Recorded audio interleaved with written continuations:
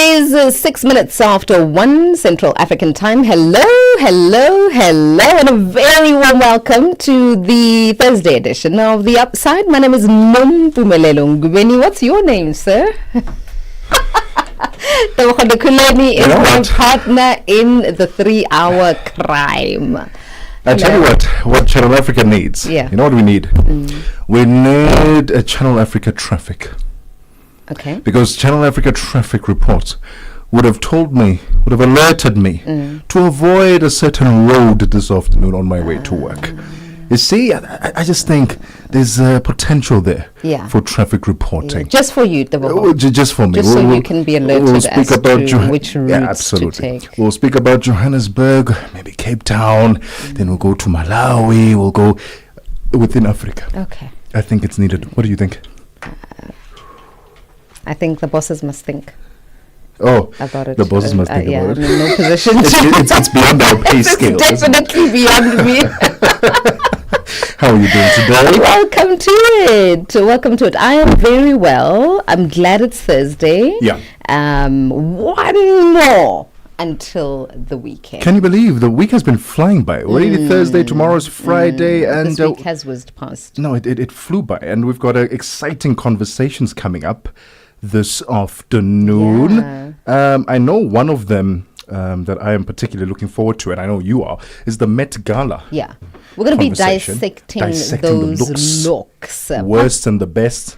Particularly because of the theme, right? That theme was a very specific one. Yeah. It looked at the history of black folk and their tailoring. Yes. Right? Yes. The tailoring of their clothing. So how 100%. people decided to interpret that is very interesting. And that's what we're going to be talking about. But we'll also look at the life of an expat. Moving Have to you another ever country. lived and worked in another country? No. Not. As far as it gets with me, moving to another province, which in itself was a culture shock. It's a shift, yeah. I remember coming from Mpumalanga, specifically Lowveld, Gamhloshwa, Malelane, White River. Coming from those places, Mbombela, we spoke a lot of Swati in that area. And so you're very familiar with Swati and a bit of Tsonga there. But you are not hearing a lot of Spedi, Tswana. Moving to Gauteng, I remember working here for the first, in my first year, the culture shock. And that time I have a name, Tebogo. So everyone assumes everyone expects you to speak Setswana. So I had to get used to the culture of Johannesburg and just diversify myself a bit and learn more languages. And the that's hustle and bustle of it. And the hustle and bustle. And that's what it exposes you to when you come to cities like this. Psychologically? What was that experience like? You know what? I was, for a very long time, very self-conscious about that very thing. The language barrier. And it did weigh heavily on me a bit. And you're so far away from family. You can't really, hey, I'm just going to go home quickly and maybe take a break for a weekend. You can't. That's about 4 or 5 hours away from here. So it did take a toll on me. So we'll find out how other people are dealing with it. Moving to an entirely new country. Yeah. That's something extraordinary. A big shift. All right. And that and more coming up in the next 3 hours. Do engage with us on any one of the conversations that we're going to be having. +27 63 406 9126. Check out our live stream, so you can barely see Tebogo and I on there. with my afternoon glow. Dark as they come. That is Channel Africa on YouTube and social media platforms at Channel Africa 1 on TikTok, Instagram, and X. On Facebook, it's at Channel Africa without the 1.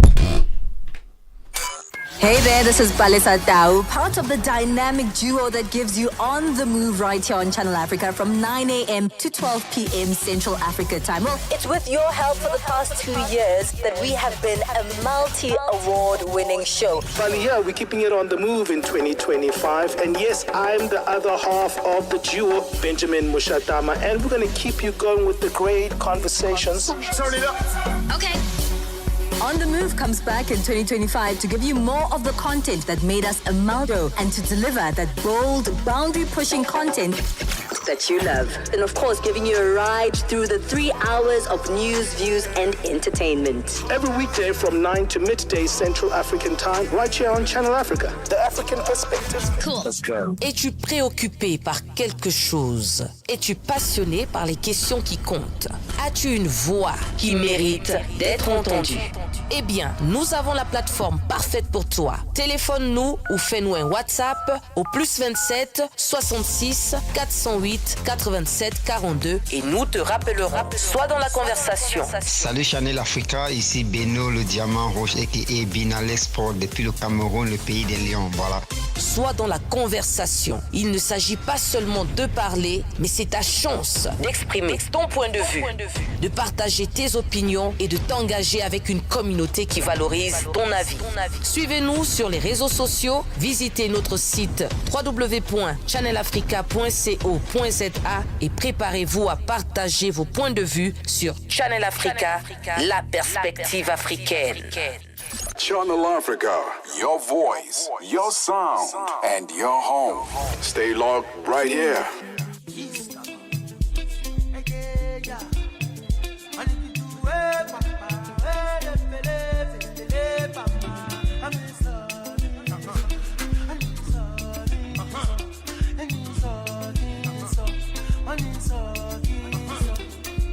I get to get where they trouble me, oh. She just bust my brain. She say she want my sugar cane. She twist my dress. Yeah, you sweet, girls. Yeah, you turn me up. And I'm in the grace on your body. So. And act. Multi-award winning, internationally recognized, digitally accessible across the globe. When Africa speaks, the world listens, and Channel Africa makes sure of it. For business, for culture, for Africa. Partner with Channel Africa because Africa's voice is the future. Africa is a story, a living, breathing, ever-evolving masterpiece. And for over 5 decades now, one voice has told it like no other. Channel Africa. More than just a broadcaster, Channel Africa is the pulse of the continent, African-led, African-run, and deeply rooted in its heritage. It's the only international station that speaks to Africa in its own voices: English, Kiswahili, Chinyanja, French, and Portuguese. The languages that unite 1 billion people.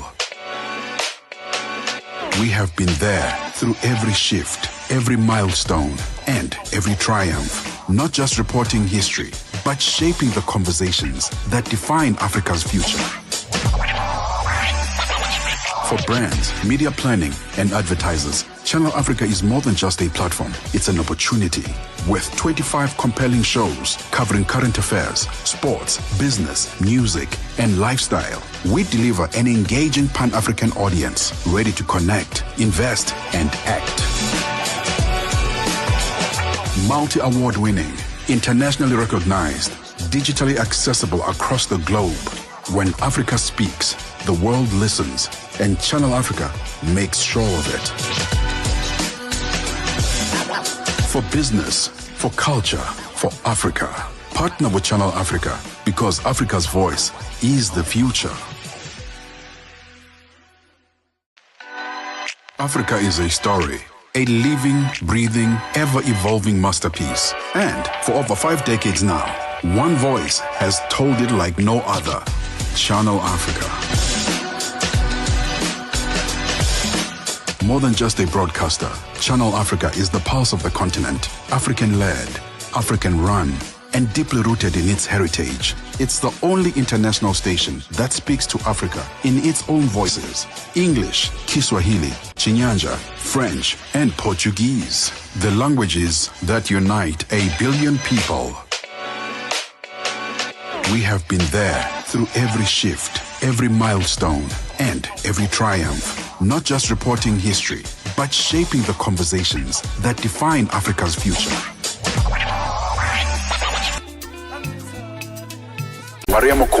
African time. Welcome to the Upside. If you just joined us, with me Tebogo Lekhuleni and Nompumelelo Ngubeni. That song, ma'am, from Somi So by What a Cole. What a Cole. What a Cole. Why do they call him that? One Day Cole. One Day Cole. One Day Cole, yeah. Beautiful music. Look, we are going to be speaking about being an expat and moving to a different country, working and living there. I would imagine that having a family, when you're not just thinking about yourself and it's children, a partner, your cat and dog, it just complicates things all the more slightly. Big time. And I've always wondered, I know it's not necessarily expat, but athletes that are constantly traveling, working in different cities, they hardly ever settle down, and having to navigate those challenges, different cultures, especially when they get to international stages, professional stages. I wonder how they go about just raising a family. If you're an expat, at least you're able to take your family and be based in a central place. Wait, athletes don't do the same? Well, I mean, I remember Siya Kodlisi moving his entire family to France. For very short-lived. It was very short-lived. It was under a year? Just less than a year. Less than a year. Didn't complete. Imagine moving your whole life around like that for less than a year. Your kids have to acclimatize to. But I think also you only realize in retrospect what a fruitful and enriching experience it was for you, right? In that you now understand a different culture. Yeah. Right? It may be difficult in the moment. Is there a specific age that you want your kids to be at before you start doing that? Do you think when they're younger, it's easier for them to just blend in anywhere? Yeah. And as soon as they get into teenage years, then it becomes a little bit more, because they start overthinking things as well. And I think children are incredibly resilient, and they can handle more than we think that they can. Even learning multiple languages simultaneously comes natural to them. Their brains are able to handle that. And it's the brain is constantly looking for new information, and it's growing new cells. It's incredible. But then you get to teenage years, they've now created a whole community around them. They have friends. Now you want them to up and leave. And that time, they are so frustrated, so angry with you. Kicking and you go to France, and then they start acclimatizing to France, and then you say, I'm sorry, we have to leave again. Traumatic. So let us know. Perhaps you have recently become an expat and you left your country of birth, of origin, and now you find yourself exploring other parts of the world. How are you acclimatizing to the environment? How's the culture shock treating you? You know, and I think always, for as long as I have remembered, I've always thought about it intercontinentally. It needn't even be on a different continent. It can be in this very continent where you have a culture shock just being from Central Africa to potentially West Africa, South Africa. So let us know. +27 63 406 9126. We'll be back. It's 20 minutes after 1 Central African time. África. Conhece o Ntivani? Claro que sou eu. Ntivani é o amante da música de corpo e alma. Eu amo música africana. Ele aprecia todos os tipos de melodias e passa os seus dias a ouvir a Channel África. Adivinha só, a Channel África quer ajudar o Ntivani e os amantes da música em todo o lado a descobrir ainda mais música incrível. Por isso, a Channel África está a convocar artistas africanos a submeterem as suas músicas. Músicos, lembrem-se de nos dar todas as informações relevantes no music@channelafrica.co.za. As submissões são a vossa oportunidade de ser ouvidos, mas não garantem inclusão na lista. Todas as submissões serão cuidadosamente analisadas para verificar se cumprem os requisitos da nossa estação. Canal África, a perspectiva africana. Hi, I'm Nompumelelo Ngubeni, anchor of Africa in Business on Channel Africa, bringing you the African perspective. And I'm Ashraf Garda, host of the National Pulse on SAFM, leading the conversation. We've joined forces to bring you in-depth exclusive G20 developments as we count down to the much-awaited inaugural G20 summit in South Africa, November 2025. Tune in every Thursday at 16:20 Central African Time as we explore how this first G20 in Africa impacts the continent from trade and innovation to climate and development. It's a powerful crossover between Channel Africa and SAFM. As we bring you the G20 through an African lens. The G20 in Africa. Global Summit. An African voice. Connecting Africa to the world. The Upside with Nompumelelo Ngubeni and Tebogo Lekhuleni. Bringing you Africa's brightest ideas and untold stories. It is 22 minutes after 1 p.m. Central African Time. We're having our own conversations on air about your favorite dried fruit. And mine is mango. 100%. I don't mind raisins. I don't mind the prunes. But an apricot. But dried mango, any day, every day. Really? Any day, every day. I mean, I agree, mango as well, but I think it's toe-to-toe with apricot. Only because apricot has like that tangy. Tangy. Yeah. You like, I like that. So you're not all for the sweet. No. Because the mango is all. Yeah. Yeah, I like a little bit of tang. That's why I like it. Anyway, we were asking you earlier, perhaps you are an expat yourself. How does it feel moving away from your country of origin? How have you acclimatized to the new environment? Did you take your kids? How are they coping? +27 63406 9126. Having a child in teenage years, would it even be a consideration right now for you to go anywhere else? Well, she is a preteen, but absolutely. I want to throw her in the deepest of ends. For your own enjoyment, for the enjoyment. It's not even about her anymore, is it? It is. I like to see her thrive and also just kind of outdo her own limitations that she's put on herself. And maybe because I'm a little like that. I like to see how far I can push things. And I want to instill the same thing in her. I think it's an incredibly important quality to have, to outdo what you think could be your limit. So I would take her along. We explored cultures, languages. What about food? Because we don't talk about that. That's a difficult one. That's a real thing. Going to another country, another province, another anything. The food is different there. Not what you used to. Maybe you grew up eating pap, sadza.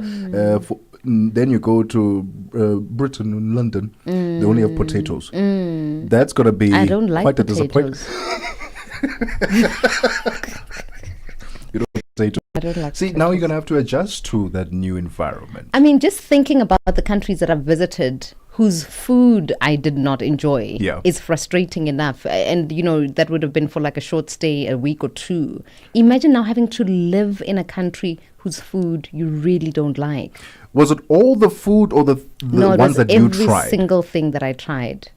Local and those food, are the staples of that particular area. So the staples there, and then I went on to, when I realized that I didn't like their food, I went on to universal food like burgers. Even those were bad. Egypt, oh my word, I didn't like the food there. Country drop right there. It's Egypt's food that you're not a fan I wasn't a fan. What were you eating in Egypt? Whatever they ate, everything that they ate. I don't even remember the names of the stuff. I didn't even enjoy their hibiscus tea. It was way too sweet, and that they have like 4 or 5 times a day. I didn't like anything. They must have well-maintained blood pressure. Yeah. And they look good, and they have great skin, but Let's get into conversation with someone who knows the psychology when it comes to moving into a different country, continent, and just take us through what you can expect to experience and how you then go about navigating so that you can find some balance. Absolutely, because living in a different country can be both exciting, but it also comes with its emotional and psychological challenges, and many expats experience common difficulties like a culture shock, as you were mentioning, Yeah. homesickness, as well as the pressure to adapt to unfamiliar routines. And these challenges often go beyond surface discomfort, sometimes leading to deeper feelings of anxiety, sadness, and self-doubt. But clinical psychologist specializing in abnormal behavior, Tamuno Opubo Ado, is joining us on the line. Dr. Tamuno, good afternoon. Thank you for joining us. Yes, good afternoon to you. Thanks for having me here. All right. Can we start by explaining what a culture shock is and how it manifests in those who decide to live and work in different countries? Okay, first and foremost, at one point or the other, individuals think that there is a reason. Individuals find reasons for something to move from a place of comfort to somewhere else where they think that they could have life better. And as a result of trying to get things meet. But somehow, somewhere, when they go to that places, they see a lot of things that are not tandem with what they know or how they grew up with. So an individual who moves from one location to the other, it could be within the same society, it could be within the same culture. Like we will say in psychology that in every culture, there is a subculture. So once an individual moves from the place of comfort or where they grew up from, there is a higher likelihood that this person would suffer what we call culture shock. Culture shock is a social term used to describe the anxiety that plays out when an individual moves to a new community or society. So that's just a brief about what culture shock is. Dr. Tamuno, we'll keep you on hold just for a second because we want to continue this conversation and help those listening in on how better to cope and create coping strategies when they do move abroad and they don't know how to ideally deal with the culture shock and the pressures that it brings. But we'll continue the conversation right after we have our sports news and our business news updates. That is the voice of clinical psychologist Tamuno Opubo Ada, who specializes in abnormal behavior, and he has worked closely with individuals navigating life in foreign environments. Are you such an individual? Perhaps right now you are struggling to adjust to your new environment and you don't know how to go about doing it in healthy ways, and maybe you're starting to feel, wow, maybe I'm weird. Why aren't I adapting? I mean, I've been here for a month, I've been here for 2 months, and I'm still not adapting. And it's quite normal. We just need to find ways to better handle it, healthy ways of handling it. Absolutely. We'll continue that conversation right after this. Figile Lingwati has your sports news. Sports on Channel Africa. The African perspective.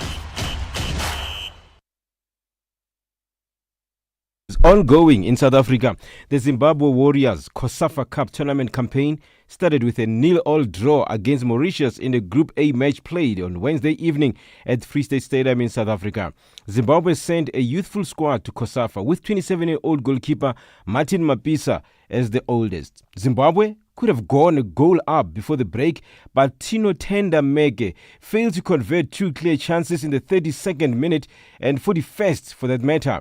Coming back to the second half, Mauritius proved to be a better side as they made several attacks in search of a goal. The Dodos went on to score a goal in the 72nd minute, only for it to be cancelled after the intervention of VAR. Zimbabwe is now sitting third in the group with 1 point, the same as second place occupiers Mauritius. Mozambique is topping Group A with 3 points after beating South Africa 1-0 on Wednesday afternoon. The Warriors will be back in action on Saturday when they face neighbours South Africa in the second match of the campaign. More news on football. Bafana Bafana interim coach Vela Khumalo has lamented the manner in which they started their 2025 COSAFA Cup campaign. The locally based national senior team suffered a 1-0 defeat to Mozambique in the opening encounter. And Khumalo was left frustrated by a lack of finishing as the Mambas handed the hosts a sucker punch against the run of play. I think this is not the best way to start the tournament. Performance-wise, one will then say, yeah, look, we played well, we played the way we wanted to play.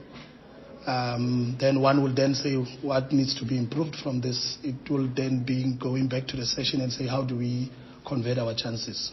I think with the first stanza of the game, we had so many entries into the box, into the final third, but we did not convert the chances. We were rushing things when we got into the box, and second half we spoke to that, and then we even made the team aware that the only time they will score a goal is when they get us on transition. Now, rugby news, the All-Black Shannon Frizzell and Island Centurion Sian Healy have been confirmed as the latest names to join up with the Barbarians to face the Springboks in June. The Boks will face the famous black and white of the Barbarians for the first time in South Africa with the Qatar Airways Cup on the line. Healy and Frizzell, who have 170 test caps between them, will join Sam Kane, Peter O'Mahony and Conor Murray in Robbie Dean's squad for the match on the 28th of June at the DHL Stadium in Cape Town. The 37-year-old Healy is not only Ireland's most capped player but Leinster's too. He made his test debut in 2009 and retired from international rugby after the Six Nations earlier this year, having amassed 137 caps in emerald green. The versatile prop, who can pack down on either side of the front row, has been central to Leinster's success and is currently on course to make another URC final. He was also a member of the British and the Irish Lions squad on their victorious tour of Australia in 2013. The Springboks had their second alignment camp recently, and with the URC playoffs now in full swing, the national training squad will convene for their first camp in the coming weeks.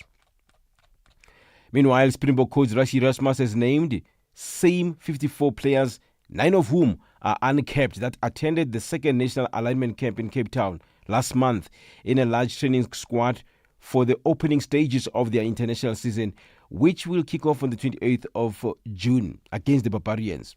Well, the squad, which was confirmed earlier by South African Rugby, includes 31 Rugby World Cup players. The group consists of 30 forwards and 24 backs, while only 9 players are yet to don the green and gold jersey on the international stage. Let's end with basketball news. The 8 teams bound for the 2025 Basketball Africa League BAL playoffs are gearing up to tussle it out in Pretoria, South Africa between the 6th and the 14th of June to establish this year's champion. Rwandan representatives, APR, are among the teams that qualified for the playoffs alongside usual suspects like Pedro de Luanda, US Monastir, and more. The Rwandan champions are the only team from the East African region that qualified for the playoffs after Kenya's Nairobi City Thunder NCT were eliminated at the conference stage. After falling short of postseason qualification in 2024, BAL campaign, the Lions faced tough competition in the 2025 edition from Al Ahly Tripoli, Nairobi City Thunder, and MBB on their court, the BK Arena. For any sports stories you'd like to share with us, please send an email to newsroom@channelafrica.co.za or call us on +2711 714 4459. This is Channel Africa Sport with me, Fikile Lingwati.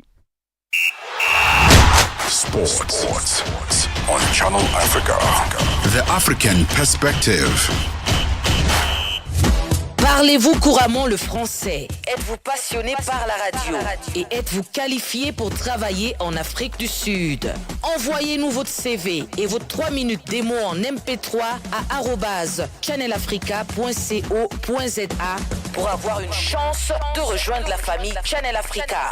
Si vous n'avez pas de réponse après 14 jours, cela signifie que vous n'avez pas été retenu. Channel Africa, la perspective africaine. 35 minutes after 1 Central African time, it's a business news with Tabiso Lohoko.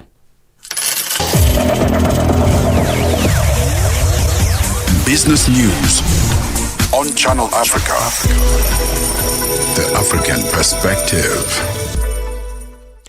Thanks, Nompumelelo, and good afternoon. The Business Chamber in South Africa's Eastern Cape Province says that the lack of enablers and the possible United States tariff policy to be imposed have been a major threat to the manufacturing industry in the country. This follows the news that the tyre manufacturing company Goodyear has initiated Section 189 process to restructure its manufacturing operations in a plant based in Kariega. The Chamber says a trend of retrenchments in the tyre manufacturing environment indicates that companies are under pressure for a number of reasons. Nelson Mandela Bay Metro Business Chamber Chief Executive Officer Denise van der Heestesen says this call is a concern.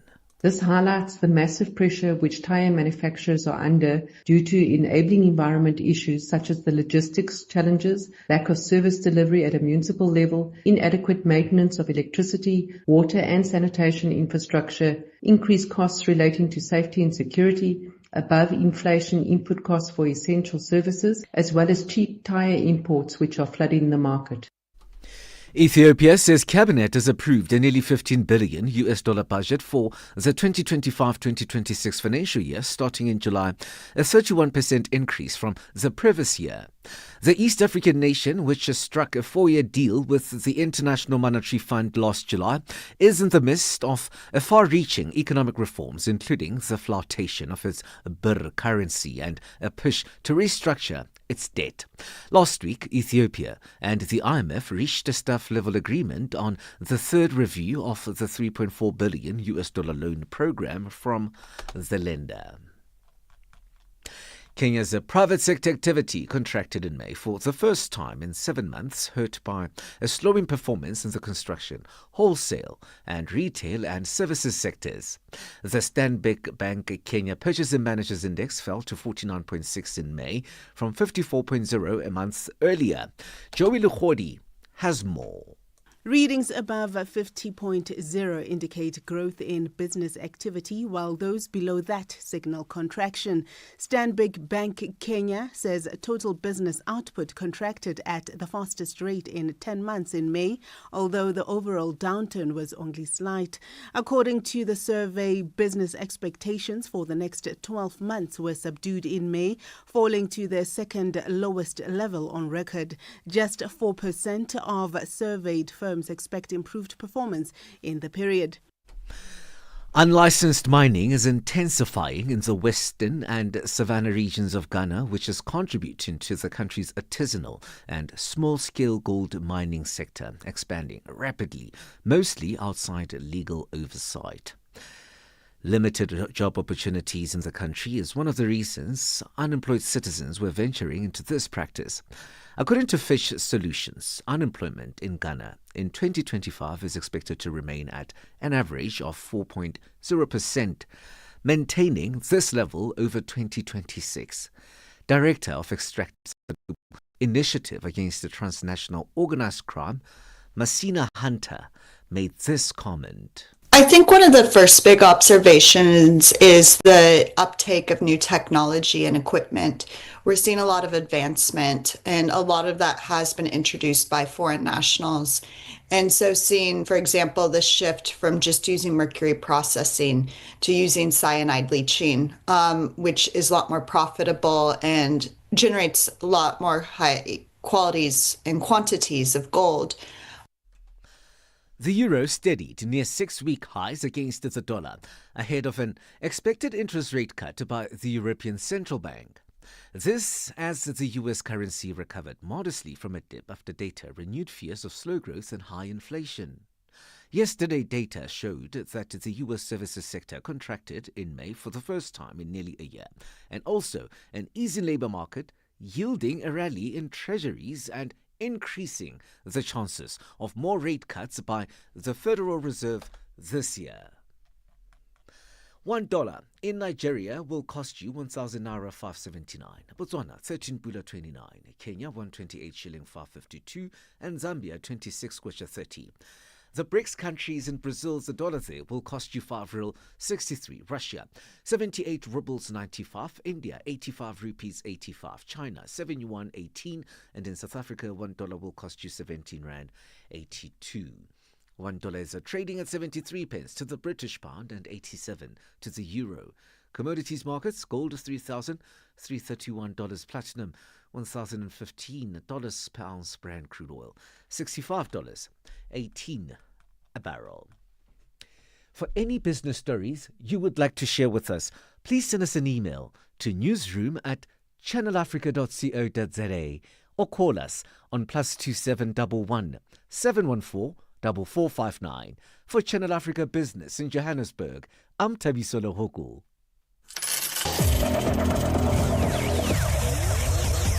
Business News on Channel Africa. The African Perspective. Connecting Africa to the world. The Upside. Your daily dose of inspiration, innovation, and untold stories from across Africa. With Nompumelelo and Tebogo. It is now 18 minutes before 2 p.m. Central African Time. Welcome to The Upside. If you just joined us, with me, Tebogo Lekhuleni and Nompumelelo Ngubeni. We'll be with you all the way to 4 p.m. Central African Time. We're coming to you live from the Auckland Park Studios in Johannesburg, South Africa. Are you an expat and struggling to adjust to your new environment? Did you take your kids with you? How are they handling the situation? We'd love to hear from you. +27 63406 9126.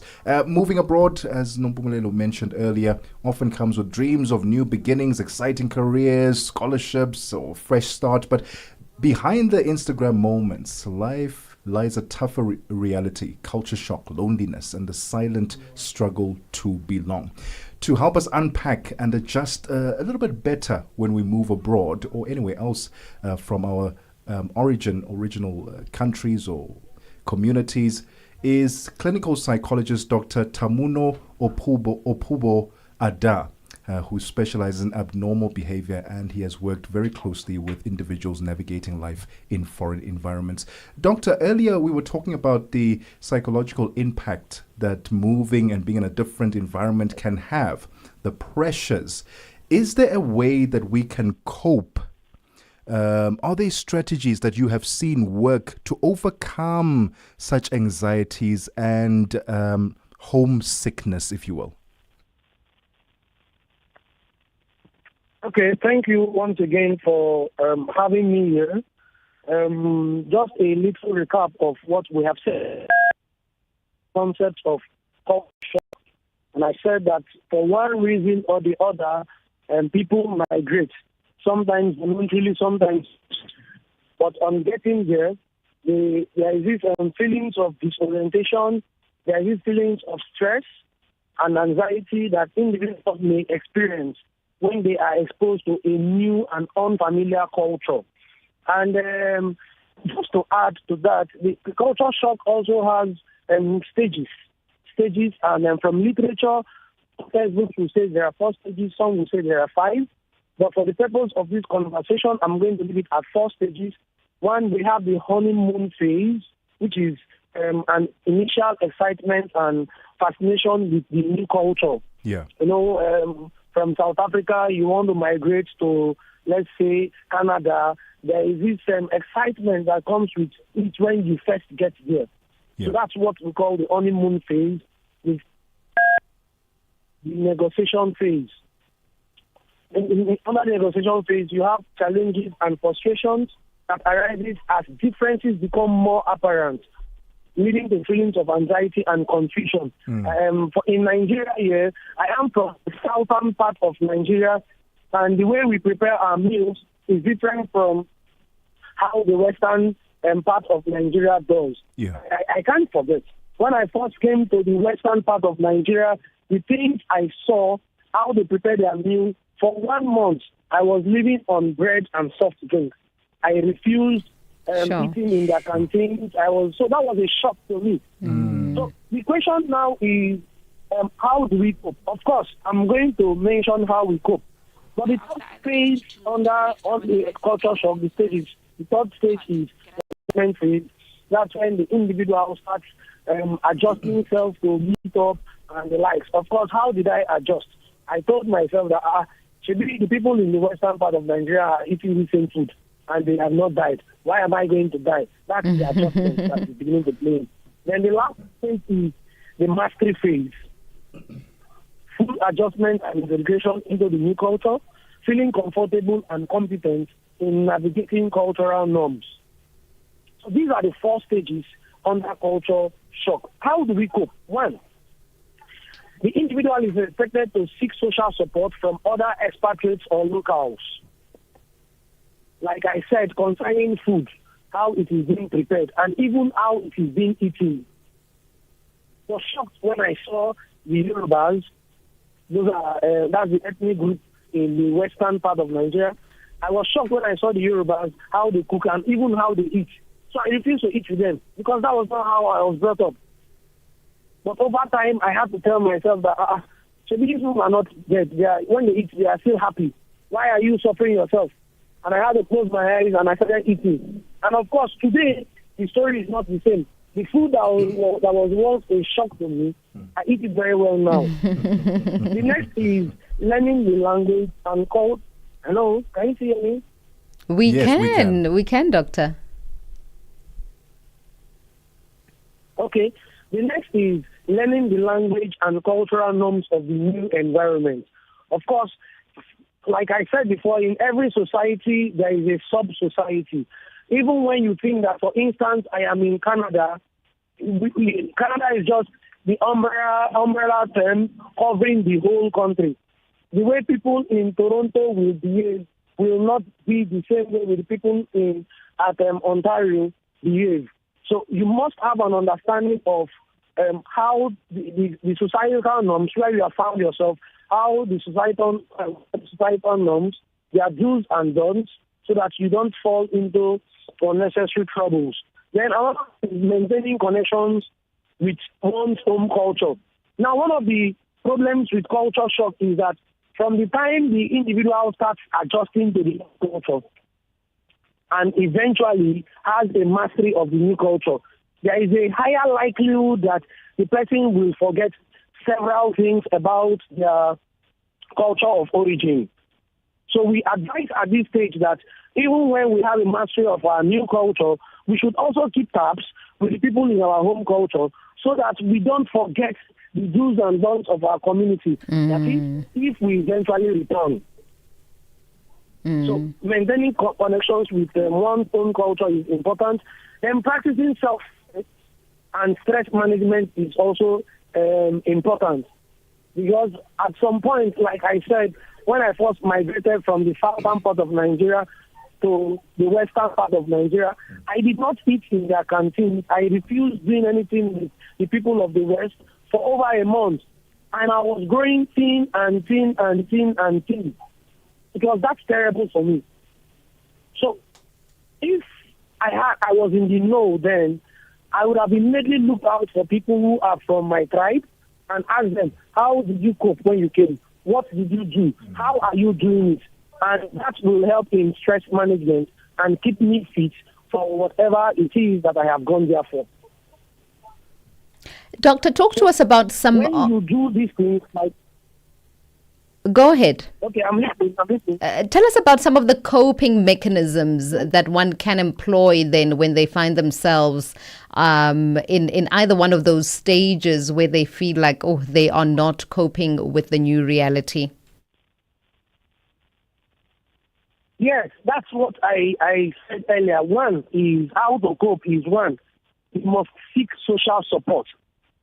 And like I said, in seeking social support, you could do that from people from your locals who are also community based in that culture or community where you find yourself. You can do that with them. You can do that with expatriates. Then you can also do it with the individuals of that community. Like I just came back from Tanzania, and we in Nigeria, we eat plenty of pepper.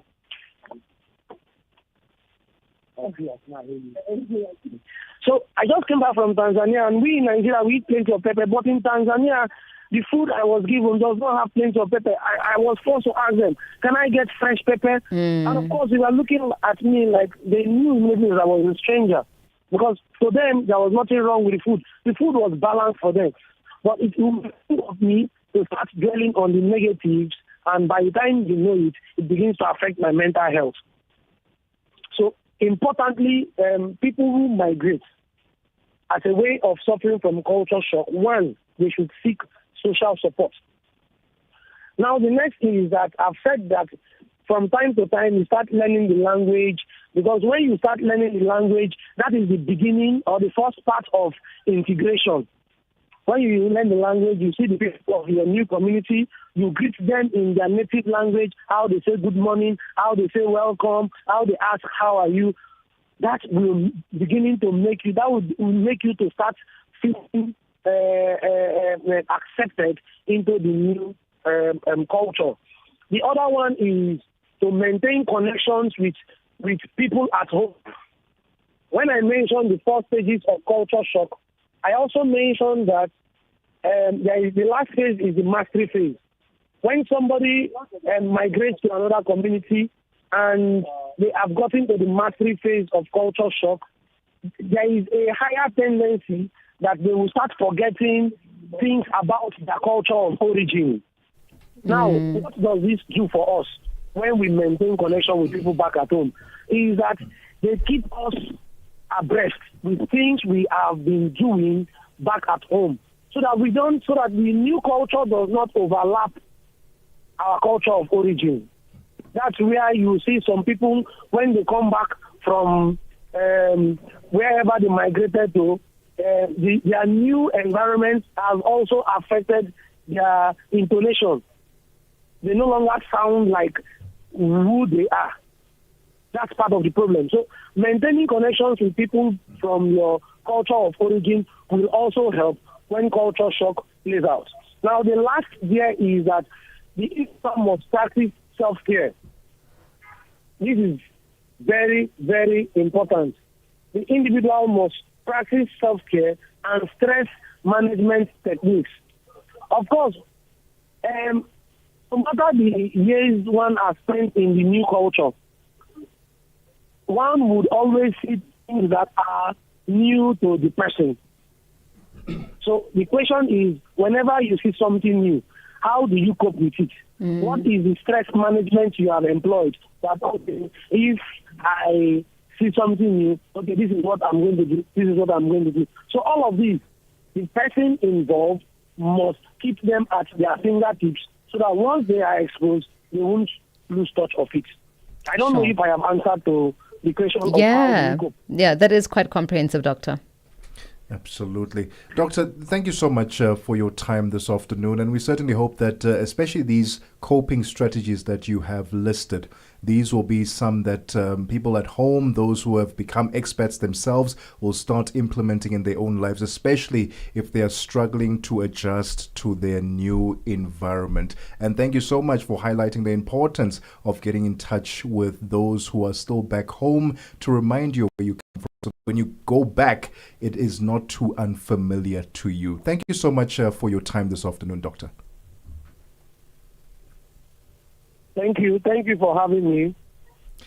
Clinical psychologist Dr. Tamuno Opubo Ada, talking to us about the mental health aspect of moving to a different country, a different location, the pressures, the culture shock, and how to then deal with it or develop coping mechanisms, if you will, if you're struggling to adjust. Have you ever found yourself in an environment where you're like, oh, I'm really struggling to adjust here? I know it's like maybe a province away or maybe a country away, and you found yourself a week in, 2 weeks, like, I can't survive here. You mentioned the food in Egypt. I remember that.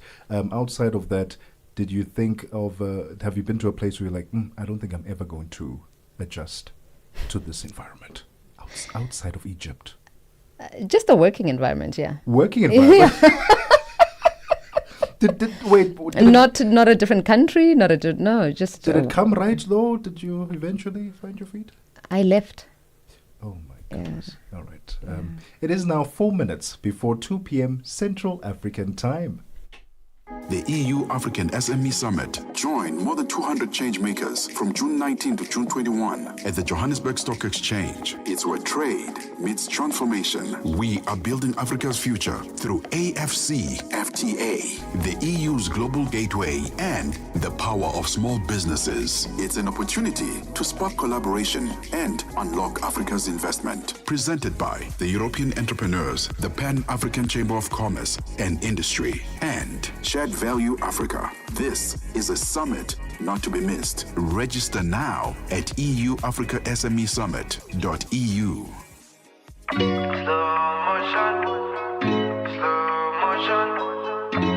For brands, media planning, and advertisers, Channel Africa is more than just a platform. It's an opportunity. With 25 compelling shows covering current affairs, sports, business, music, and lifestyle, we deliver an engaging Pan-African audience ready to connect, invest, and act. Multi-award winning, internationally recognized, digitally accessible across the globe. When Africa speaks, the world listens, and Channel Africa makes sure of it. For business, for culture, for Africa. Partner with Channel Africa because Africa's voice is the future. Africa is a story, a living, breathing, ever-evolving masterpiece. And for over 5 decades now, one voice has told it like no other. Channel Africa. More than just a broadcaster, Channel Africa is the pulse of the continent, African-led, African-run, and deeply rooted in its heritage. It's the only international station that speaks to Africa in its own voices: English, Kiswahili, Chinyanja, French, and Portuguese. The languages that unite 1 billion people. We have been there through every shift, every milestone, and every triumph. Not just reporting history, but shaping the conversations that define Africa's future. For brands, media planning, and advertisers, Channel Africa is more than just a platform. It's an opportunity. With 25 compelling shows covering current affairs, sports, business, music, and lifestyle, we deliver an engaging Pan-African audience ready to connect, invest, and act. Multi-award winning, internationally recognized, digitally accessible. With Black Bones, they're bringing us to a minute before we cross over to our 2 o'clock news. Just wrapping up that conversation on the psychological impact of being an expat. But we will speak to someone who is an expat, Thabo. Letabo is playing soccer in the United States of America, born and raised in South Africa. I wonder how that's going for him. We do see quite a lot of South Africans in America. I would imagine that the reason you went there, that you are an expat, and the success thereof would have a big bearing on whether you have a good time. You know what I mean? A massive bearing. And I would like to think that also our exposure in South Africa to America, do you think it would make it slightly easier for him to adjust? No, because I think the reality, exposure from television and the reality of it, completely different. When I traveled to New York and what I had been seeing on Sex and the City. Those people who go to the Eiffel Tower, same vibe. Completely different experiences. And I had gone there because I thought I'd live there. And I soon learned that New York is not for me. So, no, I think it could actually play you. What do you think is exposure? Well, fair enough. We'll continue this conversation after this. It's 2 p.m. Central African time. Jolani Tulongwepe has your news. SABC News. The African Perspective. Good afternoon. In our top news story at this hour, the World Bank will resume funding to Uganda nearly 2 years after it suspended new financing to the country in response to an anti-LGBT law that imposes penalties including death and life imprisonment. The bank halted funding to the East African country in 2023 after Uganda's parliament passed the Anti-Homosexuality Act, saying the law contradicted its values. Sisi Sahalo reports. The bank had worked with Ugandan authorities to put in place strong measures to mitigate against potential harm from the law. The World Bank is one of Uganda's biggest sources of external financing, especially in infrastructure construction in the transport sector. The Anti-Homosexuality Act mandates the death penalty for so-called aggravated homosexuality, which includes, among other categories, having same-sex relations with a disabled person or where gay sex results in transmission of a terminal illness to a victim. Mozambique President Daniel Chapo is in Malawi on a 2-day official visit. This includes bilateral discussions with Malawi's President Lazarus Chakwera, which will focus on deepening and consolidating the cordial and long-standing bilateral relations between the two countries. The two presidents are also expected to launch the Dedza Kalomu one-stop border post in Dedza.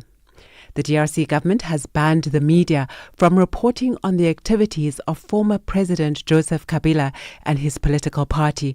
Government seeks to charge Kabila with treason after accusing him of links to M23 rebels, an allegation he's denied. The BBC's Will Ross has more. The head of Congo's media regulator has been on radio stations, including one funded by the UN, to explain that any reporting on Joseph Kabila's activities will lead to a suspension. This is an attempt by the Kinshasa government to starve the former president of publicity at a time when this strong critic of Felix Tshisekedi has been calling for an end to what he describes as the dictatorship. The ban won't have any impact in the rebel-held areas of eastern Congo, where Mr. Kabila is currently based. The U.S. Defense Secretary has told NATO allies they cannot depend solely on the United States for their security. Pete Hegseth was speaking in Brussels. He repeated President Donald Trump's demand that every NATO member contribute 5% of GDP to defense and said Washington's message was clear. It's deterrence and peace through strength, but it can't be reliance. It cannot and will not be reliance on America. In a world of a lot of threats, where America is poised to help take on those threats. I was just recently in the Indo-Pacific. We were very clear about those threats. We're prepared to step up. We need our allies to step up as well as we stand alongside them. And finally, an almost 200-year-old condom in mint condition has gone on display at an exhibition at the Rijksmuseum in Amsterdam. The unused condom is thought to be made of a sheep's appendix and features an explicit print representing a nun and 3 clergymen. The rare artifact dates back to 1830 and was purchased by the museum at an auction last year. The condom is part of an exhibition on 19th century prostitution and sexuality. And those are your news at this hour. I'll be back with more at the top of the hour. For any news stories you'd like to share with us, please send an email to newsroom@channelafrica.co.za or call us on +27 11 714 4459. For Channel Africa News, I am Buntle Hetbush. SABC News. The African Perspective.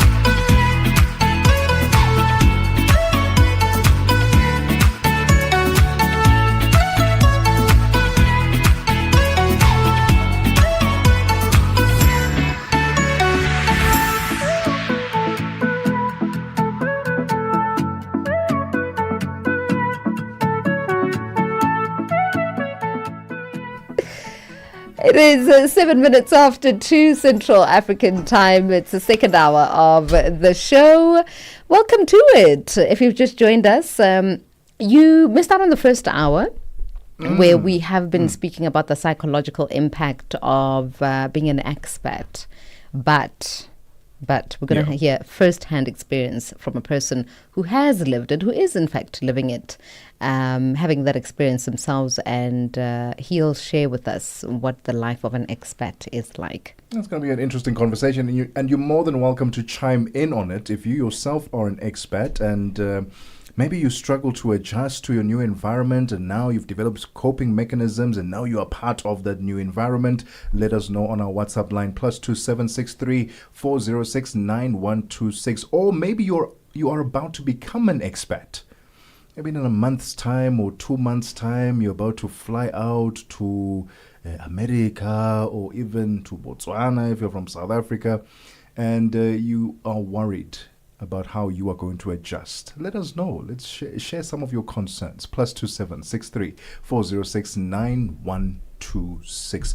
Interesting conversations we're having in studio concerning the strength of certain personnel in our studio. I didn't realize that our producer is very strong. Wonder Woman. You were telling me a story that she lifted a whole human being from a chair.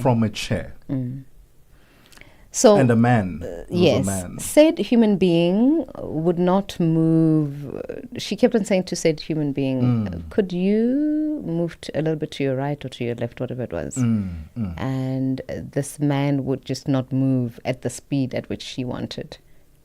So she decided to take matters into her own hands, quite literally, and carried, he was sitting down in a chair, carried that chair. That poor man's legs were just like floating in the air as she carried him. Remind me. And placed him in the position that she had wanted. Remind me to never mess with our producer. No. One thing I do love about Nompumelelo is that she'll get things done, one way or the other. She's exhibiting ant strength right there. 50 times her own weight. She lifted that poor man. Was there a video? Did it go? Oh, unfortunately not. It was so shocking. It was so shocking that all I could do was, I had my jaw on the floor. And I live to tell that story. It's one of my favorite stories to tell, to share from our team. Yet she denies it. She will. She'll continue to deny it because it's not, I don't think she thinks it paints her in good light. But she carried a man in their chair and did this and placed him where she wanted. You know what? He immediately became an expat because of that. I wonder how he felt psychologically when that was happening. It's 10 minutes after 2 p.m. Central African time. Welcome to the second hour of The Upside. Mix Vibration sur Channel Africa. Révérend Dr Alain. Je suis content, très heureux d'être de la partie ce soir et bonjour à tous nos auditeurs. Je rappelle que pour les intimes, il vous appelle bien sûr BMB.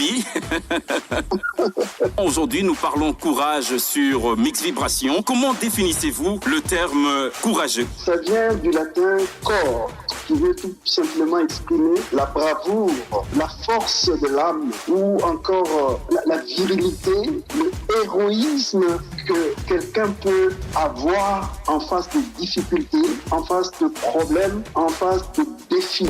Mix Vibration, tous les dimanches de 18h à 19h, temps universel. Stella Longwe. Pamalonje. Palitu soko mapano pamalonje. Kumvera nyimbo za mu Africa, kusangalala, kupeza moyo, akuti kumva moyo kuti kuyenda bwino. Pano pamalonje. Ndiyetu apa tili ndikatswiri oyimba ameneyu ndikatswiri wa dziko la Malawi amene akukhala dziko la South Africa ndipo amayimba amene akuti ndi Big Nick Malawi. Yatusati kuti kodi moyo wanu woyimba ukuyenda bwanji mu Johannesburg? Moyo woyimba ukuyenda bwinobwino kwambiri. Chiliyonse chikutheka ndithu bwinobwino. Ayi aziwoneka chiliyonse chikutheka mofa magrasi anu apa mwaka. Akuti kumenya yonse aziwoneka zoti azikutheka ndithu mu Johannesburg. Malonje, panthawi ya 6 koloko kufikira 7 koloko madzulo. lowiruka ndi Stella Longwe. Broadcasting in 5 different languages, connecting the continent. This is Channel Africa, the African perspective. Comes in 8 till 9. We get some useful knowledge. Kalodiscopia. 9 till 10. We take a look in Africa and beyond. Africa World Hour with Sipiso Makwetla. And we close it up with some love. The Hotlines with Shailen Dikumana. 10 till 12 p.m. on Channel Africa. Across borders, across time zones. On air, online. This is Channel Africa. Africa has a voice, and that voice is Channel Africa. It keeps you in motion, speaking, singing, questioning, rising. Wake up with Rise and Shine 6 till 9. Peter and Asanda as they bring you breaking news, sharp analysis, and the voices that shape the day. At mid-morning, we get on the move with Palisa and Benjamin, digging into the African lifestyle, people, and the things that make Africa smile. 12 till 1, Africa Update with Lulu Kabu, getting in-depth, powerful stories, and the perspective you won't hear anywhere else.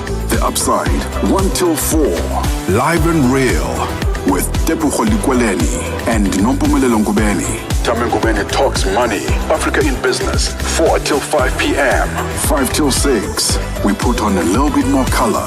Vue d'Afrique with Joel Moteba. We go to East and Central Africa and find Darubinia Africa with I Am Shakif. Madapiri gives us some life. Zochi Tika, 7 till 8 p.m. Maria Mokumalo comes in 8 till 9. We get some useful knowledge. Kalodiscopia. 9 till 10. We take a look in Africa and beyond. Africa World Hour with Sipiso Makwetla. And we close it up with some love. The Hotlines with Shailen Dikumana. 10 till 12 p.m. on Channel Africa. Across borders, across time zones. On air, online. This is Channel Africa. Africa has a voice, and that voice is Channel Africa. It keeps you in motion, speaking, singing, questioning, rising. Wake up with Rise and Shine 6 till 9. Peter and Asanda as they bring you breaking news, sharp analysis, and the voices that shape the day. At mid-morning, we get on the move with Palisa and Benjamin, digging into the African lifestyle, people, and the things that make Africa smile. 12 till 1, Africa Update with Lulu Kabu, getting in-depth, powerful stories, and the perspective you won't hear anywhere else. The Upside, 1 till 4, live and real, with Tebogo Lekhuleni and Nompumelelo Ngubeni. Ngubeni talks money, Africa in business, 4 till 5 p.m.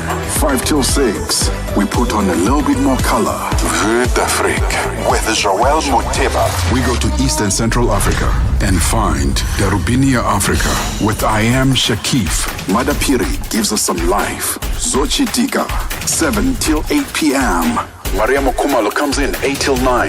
We get some useful knowledge. Kalodiscopia. 9 till 10. We take a look in Africa and beyond. Africa World Hour with Sipiso Makwetla.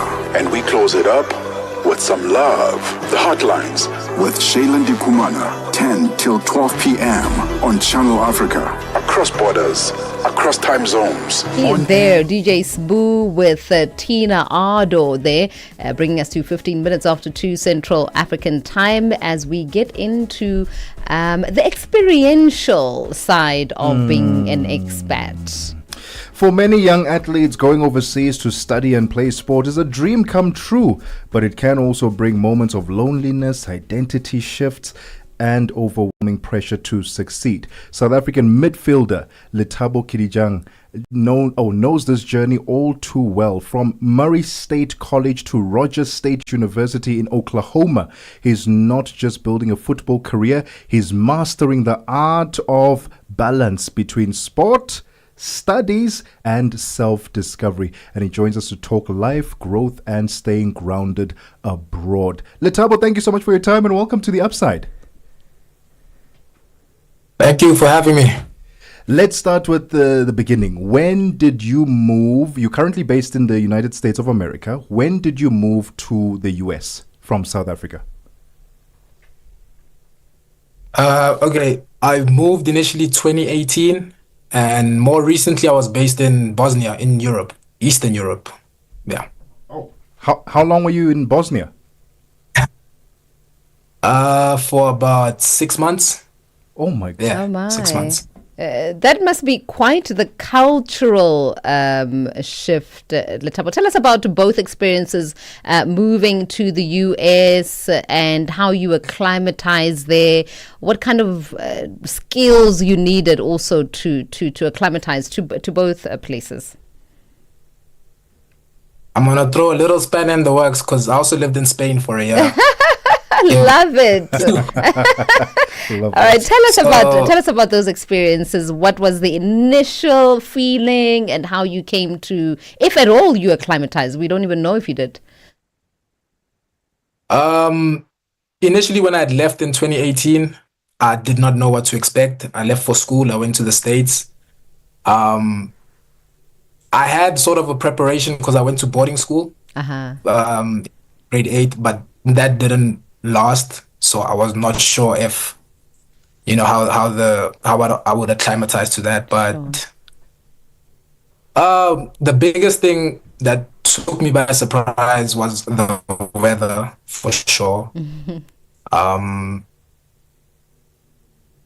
Weather is extreme on both ends. It was really hot when I got there, and then it became really cold as I stayed there. And the people, the accents, the food is a big one. The food was a big one. I mean, was this where in the States? It took a while. I think what helped is, yes, ma'am, in the States. Okay. When you say the food was a big one, was it good or bad? Or just different? It was different. Okay. It was very different. It was very different. It helped as well because there were a lot of international students in the college. So we were all just trying to figure it out together, if that makes sense. It does. Well, it's 19 minutes after 2 p.m. Central African time. We are still speaking to Letabo. And based on what I'm hearing, he hasn't lost his South African accent yet. No, yet. Seems like a world traveler. So let's see. He seems like a world traveler. And we'll continue the conversation with you, Letabo, right after this, because it's very important, especially for those who are aspiring to go abroad and become athletes, and they're being offered these scholarships, to really understand the nuances of being in a different country, the cultural shocks that one may expect, and how then you go about navigating it, especially if you've lived your whole life in one particular place and now have to uproot and go somewhere else. We'll continue the conversation right after this. It's 20 minutes after 2 p.m. Central African time. The EU-African SME Summit. Join more than 200 change makers from June 19 to June 21 at the Johannesburg Stock Exchange. It's where trade meets transformation.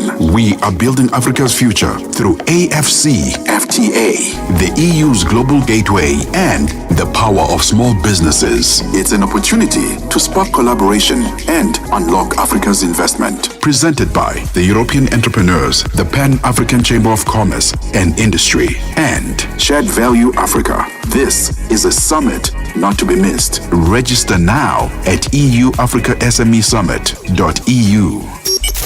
We take no sides, none whatsoever. We are the upside. 20 minutes after 2 Central African time. We are still joined by our guest this afternoon, and that is Letabo Kirijang. I made it sound like it's Asian there. Yeah, you were going overseas. Letabo Kirijang, right? And he is pardon? I haven't been to Asia yet. Oh, not yet. You need to add it to the list of countries you're yet to visit. Letabo is a South African soccer player based in the United States. Letabo, let's talk about, we mentioned, getting there for the first time. Weather is a big cultural shock. Language. Is it any easier understanding Americans? Because it's one thing to hear them on television, watching movies, but now you're actually in America. Talk to us about language barriers. Are you having any challenges there? In the beginning, yes, it was a bit difficult because of the accent as well. Because it goes both ways. They don't understand my accent, and I didn't understand their accent. Also because their accents change depending on the state they're from. So you might think you get used to it, and I was in Oklahoma. I get used to the Oklahoman accent, and then you travel to, let's say, New York, and it's a whole different dialect. You know what I mean? So yeah, it was a bit different at first. But for them, it never gets boring. They always find our or a different accent interesting. They want to hear you speak all the time. And I would imagine it's quite challenging because you speak proper English, and with their American accent, it sounds, I mean, they say aluminum, and it's supposed to be aluminium, right? And so I want to find out from a sporting point of view, is America big on soccer? Because you're there to play soccer. When you go and play the games, are students coming out, or fans and supporters coming out to watch you guys play? The style of football compared to South Africa, what can you say about that?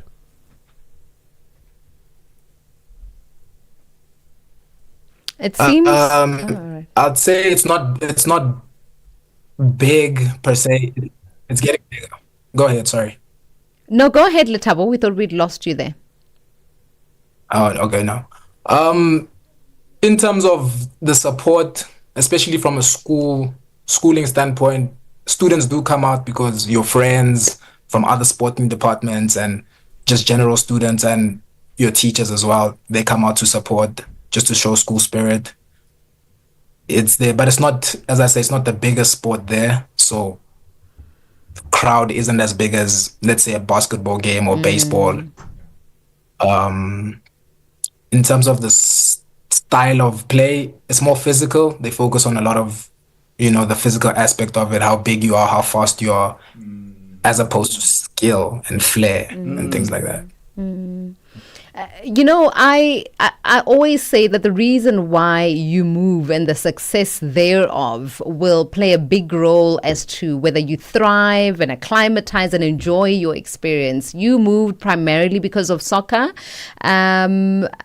Has your success on the field also spilled over in to what extent you're enjoying being in the country?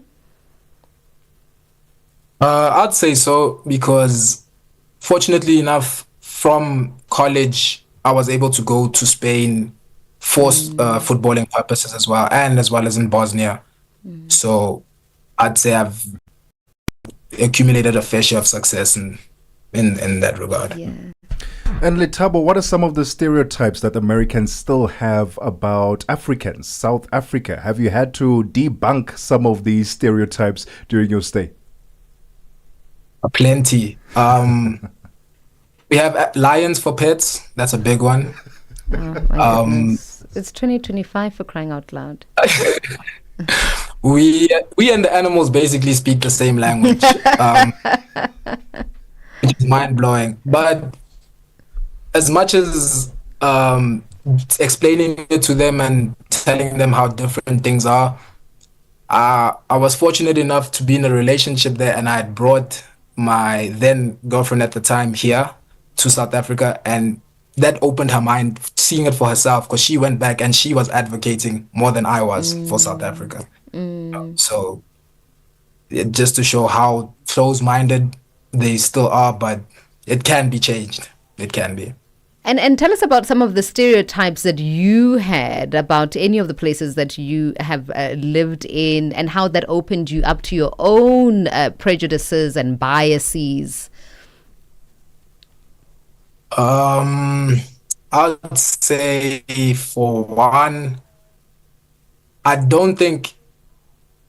Okay, America isn't... Let me stick on America. Isn't as glamorous as it seems as on TV. Because we see the big cities, your New York, your Chicago, St. Louis, all of that. Whereas it's very similar to what we have here, and it's also a bunch of small towns in between your St. Louis, your Oklahoma, Kansas City, things like that. So it's not as glamorous as we may think, as what we may see on TV, if that makes sense. Is America a place, Lethabo, that you think you would grow or can grow your career and professional career as a footballer and perhaps even live there and start a family? Definitely I'd work here. I'd work there for sure. Living for as long as I work, I'd live there, but not post work. Yeah, it would have to be attached to you making money. And tell us about then how you navigated being homesick. You are fairly young, right? Which would, I don't know if it makes you a little bit more homesick or susceptible to homesickness or less. I don't know. But how did you navigate the times when you really longed for home and just your mother's cooking? She would tell you I never got off the phone. I spoke to her all day and all night. Aww. And yeah, in a way, it also just made our relationship closer. My sister as well, you know, and my dad. Like I would not get off the line. Oh, I love that. That's yeah. Lethabo, what would you say to the young person right now who is being presented an opportunity like you to go abroad, to go to America, to go to Europe and play football, chase after their dream? What advice would you give them? Having experienced challenges yourself, what advice would you give them? I would say to any young person listening or having this opportunity to present it to them, 1, go for it. 2, believe in it, because there are definitely downs. And also just stay disciplined, you know, talk to your people, whether it be your closest friends or your closest family members. Talk to them, because it's easy to get pressured into going astray, being so far and being alone. So just stay close to your people and believe in whatever you're there for, believe in the reason. Everything of the best, Lethabo. We hope to see you in the English Premier League, perhaps. Yes. You know, he must go to what is the German league? He must go there. Bundesliga. Yeah. He must go to Bundes. You must go to La Liga. You must go to all the big ones. We want you there. I receive.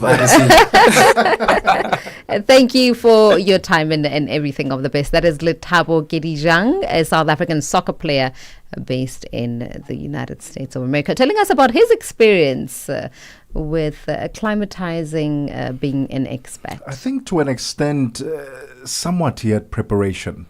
He mentioned that he was in boarding school. That helps. In adjusting and being away from your family for a very long time, independence, as opposed to just being uprooted from being at home every single day with your parents. Then all of a sudden you're no longer with them. That is a massive adjustment, a massive jump. So I think he had a bit of a head start there. Yeah. All right. Let's head on over to sports news. Fikile Lengwati standing by. Sports on Channel Africa. The African perspective. We kick off with football news. World Football's governing body, FIFA, has announced that Mamelodi Sundowns will be based in Florida for the upcoming FIFA Club World Cup. Sundowns are South Africa's only team to be taking part in the tournament hosted by the United States that kicks off in a week and a half time. Sundowns will conduct their late tournament preparation at the world-renowned IMG Academy in Bradenton. Nick Harper sends this report from Washington. The global event will see teams from each of the 6 international confederations gracing the world stage at 12 stadiums spread out across the US. And we now know that Mamelodi Sundowns will be based in Florida at the IMG Academy in Bradenton. FIFA says the sites picked for each team will provide first-class environments and hospitality. And FIFA says the hope is that the teams will make connections with the local community as a way to try and build up a US-based fan base. Africa's 4 places in the new Look 32 team tournament are all determined by their performances in the African Champions League. Nick Harper has more. Well, 4 teams from the African continent have qualified for the tournament, but it's just Sundowns for South Africa. Egypt, Tunisia and Morocco are also represented. Sundown's first match is on Tuesday, 17th of June against South Korea's Ulsan HD. Also in their group are teams from Germany and Brazil. The South African side is, of course, hoping to bounce back after that deeply disappointing defeat in the CAF Champions League final to Pyramids FC. The 63-match competition will culminate in the final at the MetLife Stadium just outside of New York City on July the 13th. Of course, the Sundowns are hoping to make it all the way. And the Zimbabwe Warriors COSAFA Cup tournament campaign started with a 0-0 draw against Mauritius in a Group A match played on Wednesday evening at the Free State Stadium in South Africa. Zimbabwe sent a youthful squad to COSAFA with 27-year-old goalkeeper Martin Mapisa as the oldest. Zimbabwe could have gone a goal up before the break, but Tino Tenda Meke failed to convert two clear chances in the 32nd and the 41st minutes. Coming back to the second half, Mauritius proved to be a better side as they made several attacks in search of a goal. The Dodos went on to score a goal in the 72nd minute, only for it to be cancelled after the intervention of VAR. Zimbabwe is now sitting third in the group with 1 point, the same as second place occupiers Mauritius. Mozambique is topping Group A with 3 points after beating South Africa 1-0 on Wednesday afternoon. The Warriors will be back in action on Saturday when they face neighbour South Africa in the second match of the campaign. Now, rugby news. All Black Shannon Frizzell and Ireland Centurion Sian Healy have been confirmed as the latest names to join up with the Barbarians to face the Springboks in June.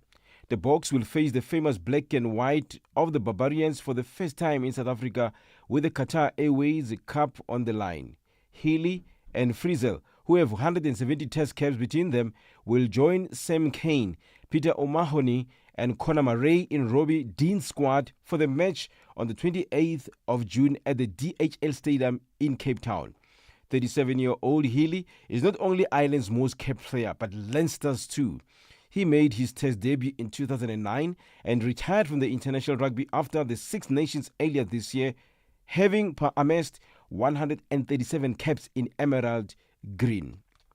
Let's end with basketball news. The 8 teams bound for the 2025 Basketball Africa League BAL playoffs are gearing up to tussle it out in Pretoria, South Africa between the 6th to the 14th of June to establish this year's champion. Rwanda representatives, APR, are among the teams that qualified for the playoffs alongside usual suspects like Pedro de Luanda, US Monastir. The Rwandan champions are the only team from the East African region that qualified for the playoffs after Kenya's Nairobi City Thunder NCT were eliminated at the conference stage. After falling short of the postseason qualification in 2024 BAL campaign, the Lions face tough competition in 2025 edition from Al Ahly Tripoli, Nairobi City Thunder and MBB on their home court, the BK Arena. For any sports stories you'd like to share with us, please send an email to newsroom@channelafrica.co.za or call us on +2711 714 4459. This is Channel Africa Sport with me, Phil Lungwati. Sports on Channel Africa. The African Perspective. Hi, I'm Nompumelelo Ngubeni, anchor of Africa in Business on Channel Africa, bringing you the African perspective. And I'm Ashraf Garda, host of the National Pulse on SAFM, leading the conversations. We've joined forces to bring you in-depth, exclusive G20 developments as we count down to the much-awaited inaugural G20 Summit in South Africa, November 2025. Tune in every Thursday at 16:20 Central African Time as we explore how this first G20 in Africa impacts the continent, from trade and innovation to climate and development. It's a powerful crossover between Channel Africa and SAFM as we bring you the G20 through an African lens. The G20 in Africa. Global Summit. An African voice. It's 36 minutes after 2 p.m. Central African Time. Let's head on over now to the man with the golden voice, Thabiso Lehuku, with business news.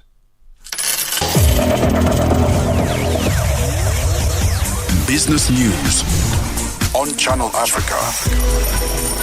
The African Perspective. Thanks, Tebogo, and good afternoon. South Africa's Minister of International Relations and Cooperation, Ronald Lamola, says fragmentation of the global economy is a real concern. He has warned that increases in trade barriers will hit growth around the world and add to global inflation. This as President Donald Trump imposed a 10% universal tariff in April, covering all imports into the United States.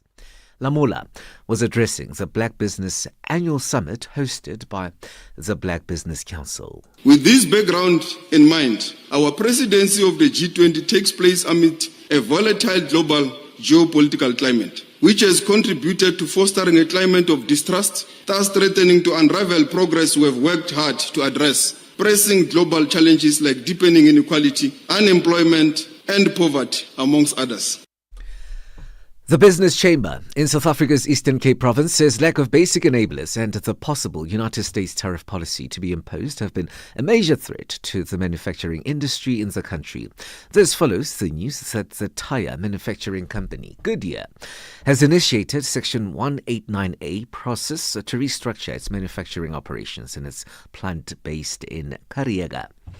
The Chamber says trends of retrenchments in its tyre manufacturing environment indicates that companies are under pressure for a number of reasons. Nelson Mandela Bay Business Chamber Executive Denise van Houston says this calls for a concern. This highlights the massive pressure which tyre manufacturers are under due to enabling environment issues such as the logistics challenges, lack of service delivery at a municipal level, inadequate maintenance of electricity, water and sanitation infrastructure, increased costs relating to safety and security, above inflation input costs for essential services, as well as cheap tyre imports which are flooding the market. The Africa Finance Corporation says African governments should turn to an estimated $4 trillion in capital held by domestic institutions like pension funds to develop much-needed local infrastructure as external funding sources wane. Building railways and expanding power generation are major priorities for the continent as its population and economies grow. In the report, the Finance Corporation says higher interest rates globally, declining donor budgets and protectionist policies in advanced economies are further tightening the availability of funds. Ethiopia says the cabinet has approved a nearly $15 billion budget for the 2025-2026 financial year starting in July, a 31% increase from the previous year. The East African nation, which struck a 4-year deal with the International Monetary Fund last July in the midst of far-reaching economic reforms, including the flotation of the birr currency and a push to restructure its debt. Last week, Ethiopia and the IMF reached a staff-level agreement on the review of the $3.4 billion loan program from the lender. U.S. stocks index futures have been muted as investors looked ahead to the monthly jobs report to gauge the impact of President Donald Trump's trade policies on the labor market and the Federal Reserve's interest rate trajectory. Following Wednesday's weaker-than-expected U.S. private jobs and services sector data, Friday's non-farm payrolls report will come under sharp scrutiny, as investors fear that Trump's erratic trade policies will drive a slowdown in economic growth. The data comes ahead of the Federal's policy decision later this month. Let's have a look at financial indicators now. $1 in Nigeria is trading at 1,000 naira 579. Botswana 13.29. Kenya 128 shilling 552, and Zambia 26 kwacha 30. The BRICS currencies will start in Brazil. The dollar there will cost you 5 riyal 63. Russia 78 rubles 95. India 85 rupees 85. China 7 yuan 18. And in South Africa, the dollar will cost you 17 rand 82. $1 is trading at 73 pence to the British pound and 87 to the euro. Commodities markets now. Gold $3,371 and platinum at $1,115 per ounce. Brent crude oil is at $65.18 a barrel. For any business stories you would like to share with us, please send an email to newsroom@channelafrica.co.za or call us on +27 11 714 4459. For Channel Africa Business in Johannesburg, I'm Tabisolo Hogo.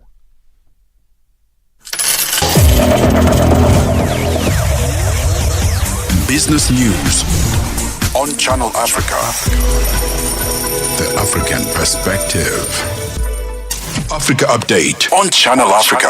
Over 35 organizations are expected to converge at the Union Buildings in Pretoria over illegal immigrants in South Africa. They say South Africa is facing a myriad of challenges and that foreign nationals are worsening the situation. Yes, Khutato, just take us through the main aims of the march, what you're hoping to get from them. So we are basically saying to the President of the Republic of South Africa, illegal immigration is a pandemic. Implement the laws. It's not that we don't have these laws. How many people are being human trafficked? How many people are being hijacked? Our schools are full. Our hospitals are full. And it's almost as if we're carrying the burdens of the entire Africa at the expense of South Africans. And we are basically saying enough is enough. We want the President of the Republic of South Africa to meet us at the Union Building. We've submitted letters to say that we are coming on this day. We want to meet with him there to give him this mandate because clearly he has failed citizens. He's failed South Africans by failing to implement the law. That's the most important thing. We are going to give you a mandate. We, the people, shall govern. Africa Update with Lulu Kabu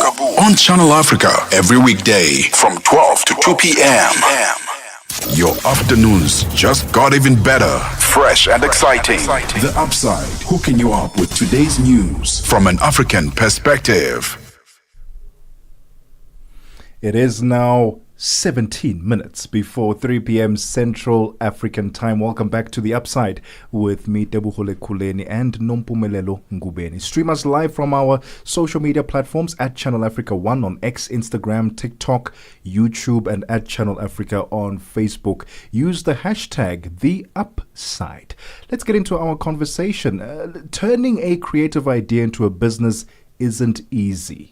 I think we all know this, especially when access to funding, mentorship, and strategy is limited. That's where the Timbuktu Creative Hub Ideation Incubation Program comes in. This 6-week virtual program, backed by the United Nations Development Program and UVU Africa, supports early stage founders in music, design, film, and more, helping young creatives shape their vision into viable ventures. With applications now open across 10 African countries, we are joined by Laura Rosmarin, Head of Entrepreneur Development at UVU Accelerate, to tell us a bit more. Laura, thank you so much for your time and welcome to The Upside. Thank you so much for having me join you. I'm looking so forward to chatting to you about this unbelievable initiative. Same here. Tell us about this unbelievable initiative, the Timbuktu Creative Hub program. What was its inception point? So really the Timbuktu Virtual Incubation Program is a program that's funded by the UNDP, as you mentioned, the United Nations Development Plan, in partnership with UVU Africa and UVU Accelerate, to really give as much help and support as we can to emerging creatives in the various emerging creative sectors. We find there seems to be a lot of support for businesses that are in a grow and scale phase and a grow and scale stage, but those that are really at the starting point of their entrepreneurial journey. We feel that that is where the most help is needed. And unfortunately, there aren't a myriad of programs to cater to that. So we really designed a program that we feel will help those entrepreneurs who have an idea, who've been thinking about an idea, who've been working a little bit with their idea to see if it's got legs, to see if there's a market and what we can do to help them propel that idea forward. I really like this, particularly because such initiatives aren't available for those in the creative arts, right? So talk to us then about the 6-week program, what it entails in terms of mentorship, workshops, and so on. So the 6-week program really is a combination of just that. It's mentorship, it's workshops, it's peer-to-peer interactions. It's going to give the entrepreneurs an opportunity to really test and validate their ideas. It's interactive. It's exciting. It's going to be fun to really work together. And more than just giving the entrepreneurs the necessary knowledge and know-how, we're actually going to be creating a community of ideation phase entrepreneurs that can really support one another. One of the findings that we've had through all our years, Uber Africa has been around for 25 years, is that entrepreneurship is often a lonely journey. And people are unsure where to go and where they can find the right support. And we're hoping that this program will educate, it will help propel entrepreneurs forward, but it will also create that community of support that entrepreneurs can perhaps partner together, they can help ideate with one another, and it really makes the journey more fulfilling and more fruitful. Laura, it's very exciting. Who is this program meant for? Because is this someone who just has an idea, someone who's already started their business? Who is it meant for? So I think it's a combination. It's those that have got an idea, that they've had some time to think it through and they have an idea of what it is they want to do, as well as those that have just started on their entrepreneurial journey.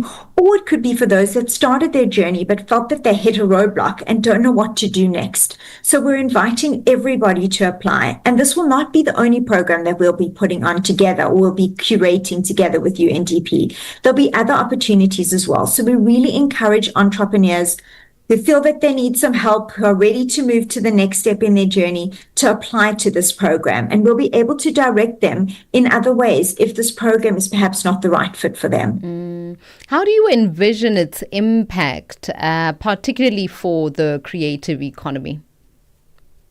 Well, I'm hoping that this first cohort will give some hope to others who are in similar spaces and perhaps didn't feel they were ready yet to push play or to activate their idea. We want to showcase the unbelievable creative talent that we've got across the continent. And we want to give these entrepreneurs an opportunity to really show the world what they can do and what they're capable of. And Laura, talk to us about the importance of networking and having support structures around you, because especially young people who are getting into the entrepreneurial space, for the most part, they want to do everything themselves and they think that is the key to success.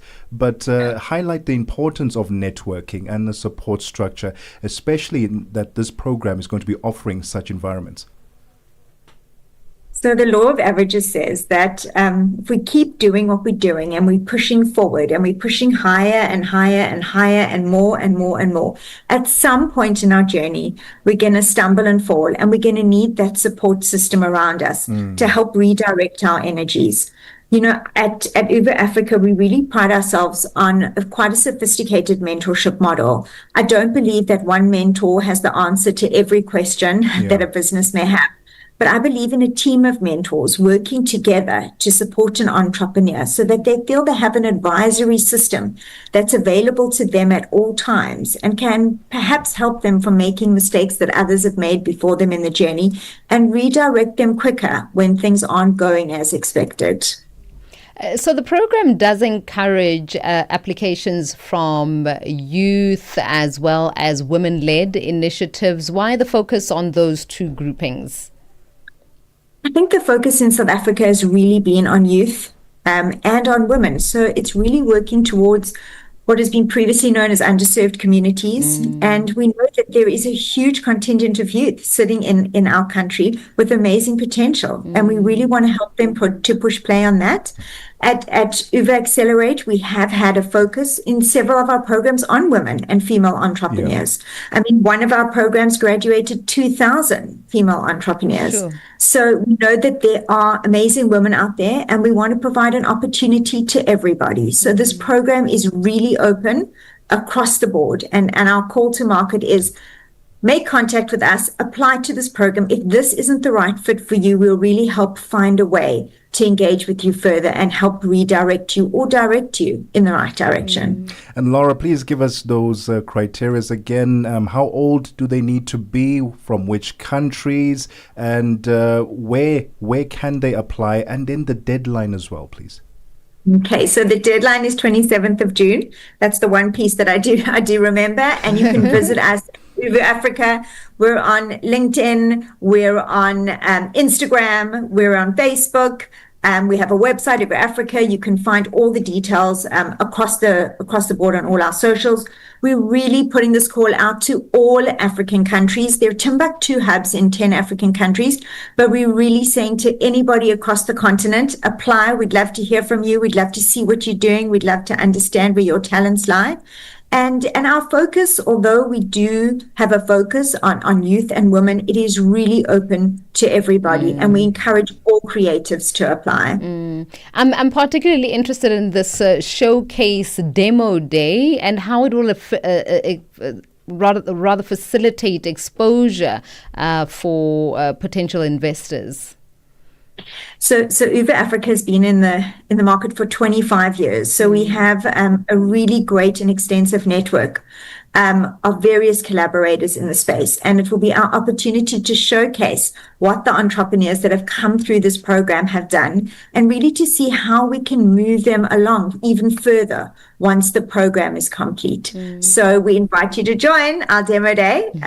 Keep an eye on all the socials and in the media, because I think it would be absolutely incredible to see what talent we've been able to mine here in Africa. And talk to us about partnerships, private businesses, maybe even governments that want to be a part of this initiative. How can they get involved? So absolutely, at Uber Africa, we work with partners across the spectrum, and there's always room.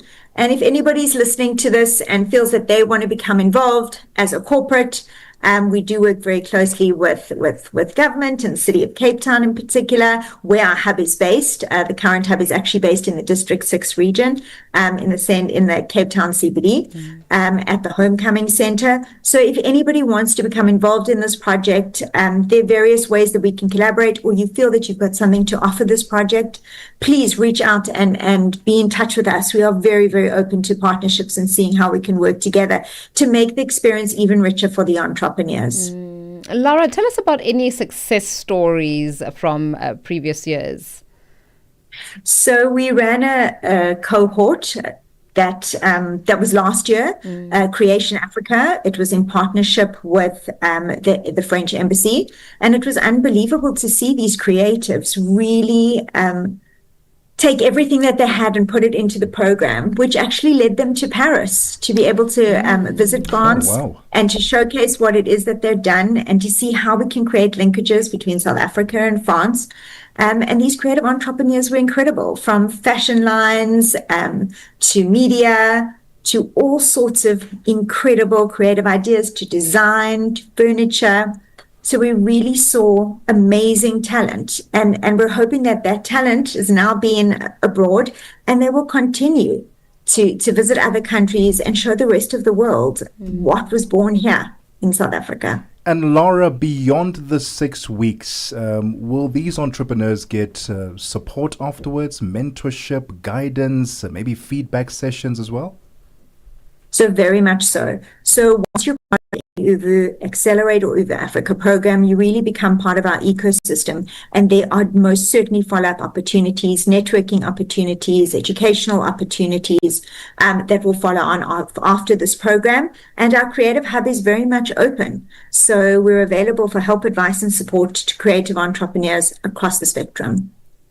Laura, thank you very much for your time this afternoon. If you could just repeat the information that people need in order to apply to participate to the program. So have a look at Uber Africa. You'll find us on all the socials. 27th of June is the deadline, and we are looking so forward to hearing from you all. And Laura, one final one from me. Do you think that anyone can be an entrepreneur, or is it for a select few?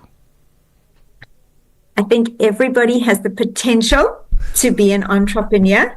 I've had people come in my programs and say they couldn't dream of being anything other than an entrepreneur, and this is absolutely their calling. I've had other people come onto our programs and say, I don't want to be an entrepreneur. It's too hectic. It's too difficult. It's not for me. But I think everybody has the potential, and I would just encourage you to do what feels best for you. And if entrepreneurship is something that you want to give a try, now's your time. That is the voice there of Lara Rosmarin, and she's the head of entrepreneur development at Uvu Accelerate. Do check out their website for more information. It does not matter whether you are a man or a woman and where on the continent you are from. You probably will get an opportunity to accelerate your business growth in this program. Absolutely. I mean, from Kenya, Ghana, South Africa, anywhere on the African continent. I love that. And it is a virtual offering. Yeah, so 6 weeks. 6 weeks. You can be anywhere on the African continent, and this is going to help you accelerate your own business or entrepreneurial growth. And I hope that the networking and the aftercare that they will receive will further accelerate that growth. It is now 3 minutes before 3 p.m. Central African time. We're about to enter the final hour of the show. Today is flying by. The week has flown by. Yeah, no. And so it must. Just like the wind is just flew by me right now. It's let's listen to some music. The drama.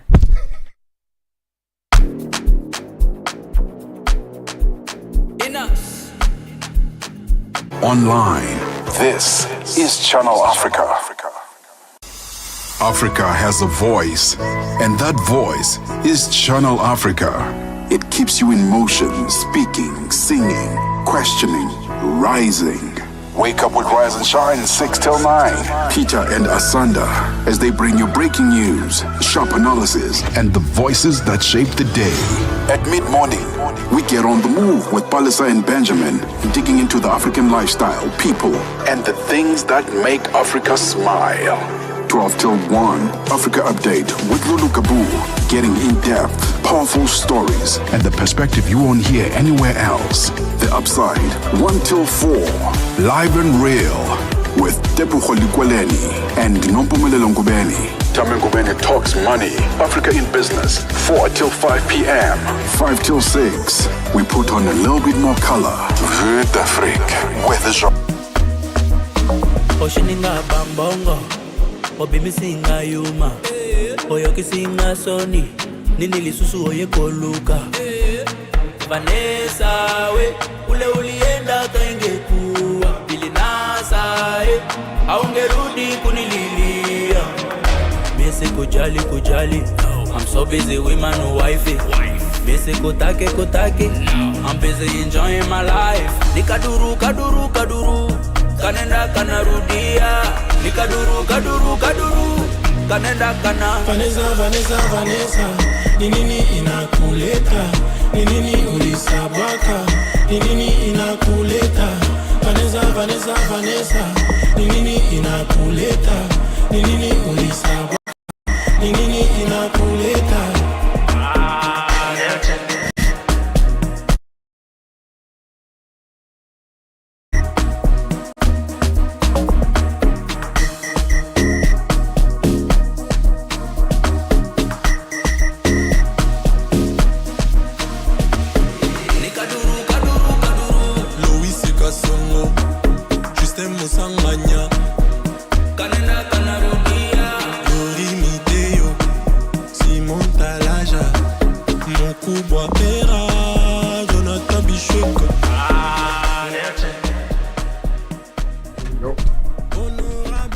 All right, Vanessa by Son there featuring Enos B. I wonder what Vanessa did.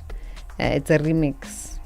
You know, it would be really cool to have a song that says Nompumelelo. I mean, everybody and their pets have had songs named after them, but me.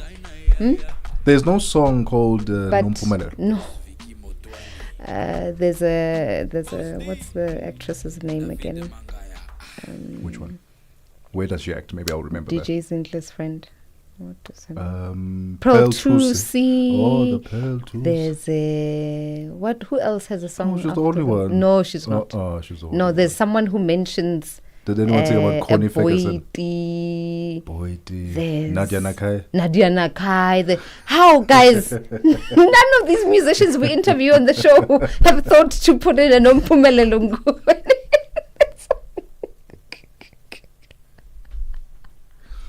It's not sexy enough. It's too long and you know what? Man. Bontle Headbush. He's going to headline this news. Nompumelelo. Nompumelelo News.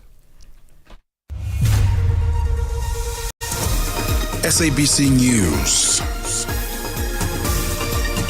The African Perspective. Good afternoon. At the top of the hour this afternoon, the AU Commission notes the US's new travel restrictions and a Milan-bound Ryanair flight makes an emergency landing. The AU Commission has taken note of US President Donald Trump's recent order imposing new travel restrictions from several countries, many in Africa. The White House says total bans were imposed on countries viewed as deficient in relation to screening and vetting, and thus pose a high risk to the US. Sudan, DRC, Equatorial Guinea, Eritrea, Iran and Haiti are among the fully restricted list, while Burundi and Venezuela are partially restricted. Restrictions will also apply, including for UN visas, government employees and athletes travelling for sporting events, amongst others. Sherwin Bryce Peace reports. During President Trump's first term, he banned travelers from 7 majority Muslim countries, a ban that was repealed by former President Joe Biden in 2021. The White House says total bans were imposed on countries viewed as deficient in relation to screening and vetting, and thus determined to pose a very high risk to the United States. Equatorial Guinea, Eritrea, Iran and Haiti are also on the fully restricted list, while Burundi and Venezuela are partially restricted. Various exceptions will also apply, including UN visas, government employees and athletes traveling for sporting events, among others. Sherwin Bryceby's SABC News, New York. Kidnappings have increased by almost 16% in South Africa's Gauteng province between January and March this year. A total of 88 suspects linked to 62 kidnapping cases were arrested, while 77 kidnapping victims were rescued during the same period. This is contained in the fourth quarter crime statistics for the year 2024-25, released by Gauteng Police Commissioner Tommy Mtombeni in Johannesburg.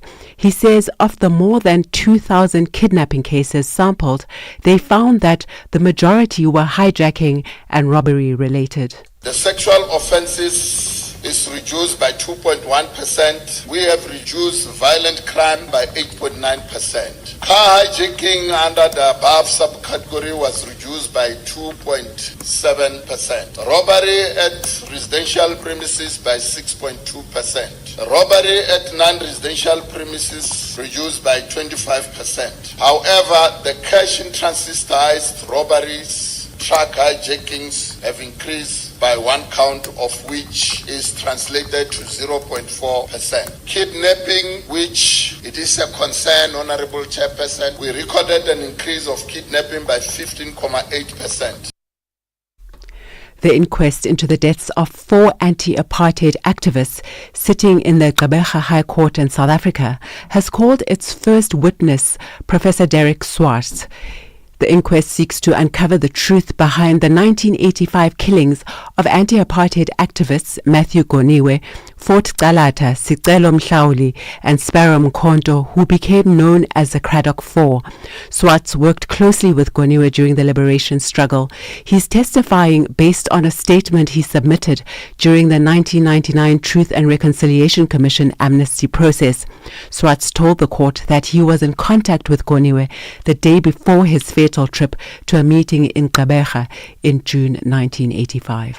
Is of a set of conversations that I had with the late Matthew Goniwe on telephone, and at the time, and I think it's 40 years now since then, and of course we were operating under very difficult conditions. I think back about the time, it was a very difficult time in the political and social history of the country, where Cameroon is now the world's most neglected displacement crisis. This is according to a new report from the Norwegian Refugee Council. The annual list of neglected displacement crises is based on 3 criteria: lack of humanitarian funding, lack of media attention, and a lack of effective political engagement to end conflict and improve conditions for displaced people. The crisis in Ethiopia ranks second, its highest ever placement on the list, while Mozambique, in third, features for the first time. The regional head of advocacy, media and communication at the Norwegian Refugee Council, Christel Hira. Even if the situation is bleak, there is always hope. Neglect is a choice. It's something that we can reverse. For that, first of all, we ask donor countries to stand in solidarity with the most neglected people and to ensure that neglected crises are high on the list of humanitarian priorities. Second of all, we also ask donors to support local NGOs and international NGOs. A Milan-bound Ryanair flight was forced to make an emergency landing in southern Germany late yesterday due to heavy turbulence from a thunderstorm, with 9 passengers injured. German police say the flight from Berlin landed safely in Memmingen, about 115 kilometers west of Munich, after bad weather prompted the pilot to initiate the emergency landing. They say a woman who sustained a head injury, her 2-year-old toddler who suffered bruises, and a 59-year-old woman complaining of back pain were among those injured. All 3 were treated in hospital, while other injuries were treated at the scene. Ryanair said in a statement today that the flight captain had requested medical assistance ahead of landing. The airline apologized to those affected, saying it provided a bus service from Memmingen to Milan late yesterday, as well as a replacement flight early today. Now, recapping our top story at this hour, the AU Commission has taken note of US President Donald Trump's recent order imposing new travel restrictions from several countries, many in Africa. The White House says total bans were imposed on countries viewed as deficient in relation to screening and vetting, and thus pose a high risk to the US. And those are your news at this hour. For any news stories you'd like to share with us, please send an email to newsroom@channelafrica.co.za or call us on +27 11 714 4459. For Channel Africa News, I am Buntle Hetbush. SABC News. The African Perspective.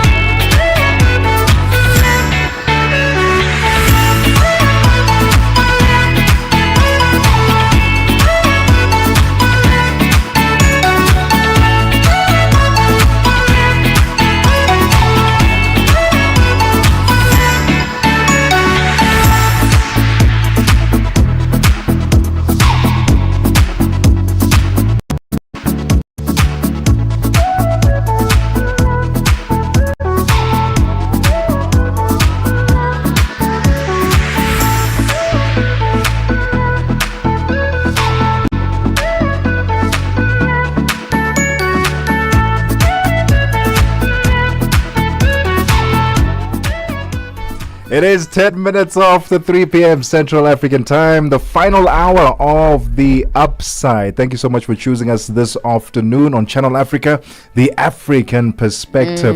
Tune in live on our social media platform where you can stream us at Channel Africa 1 on X, Instagram, TikTok, YouTube, and at Channel Africa on Facebook. Use the hashtag The Upside. If you have DSTV, it's Channel 802, OpenView, Channel 628, and as always, you can stream us anywhere around the world on www.channelafrica.co.za. In this final hour, what are we talking about?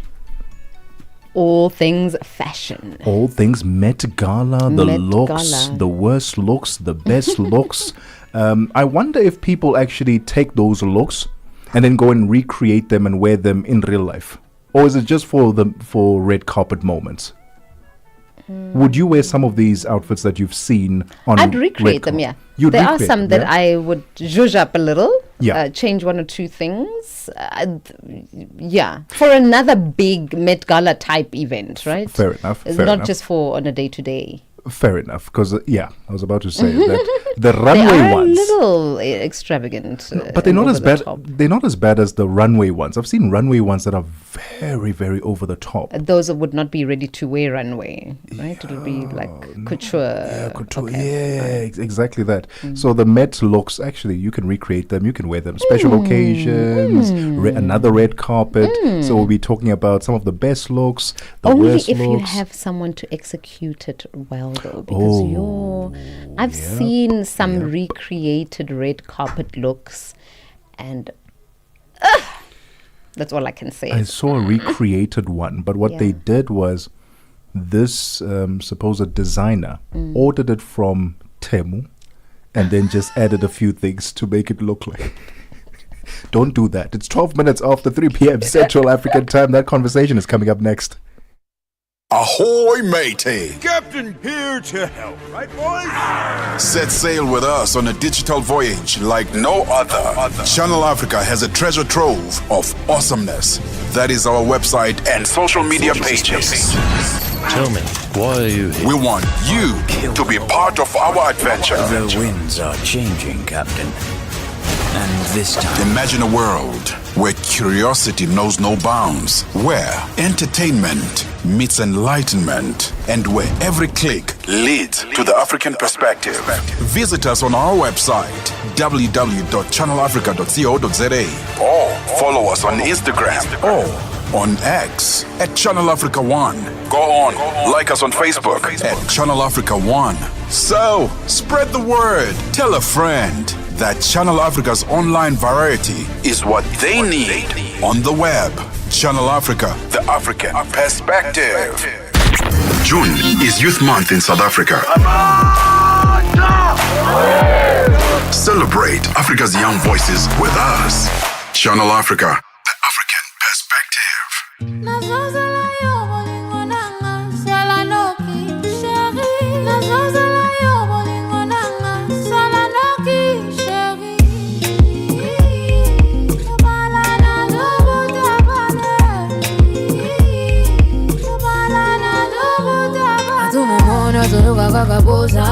Well, Muteba, we go to East and Central Africa and find Darubinia Africa with I Am Shakif. Madapiri gives us some life. Zochitika, 7 till 8 p.m.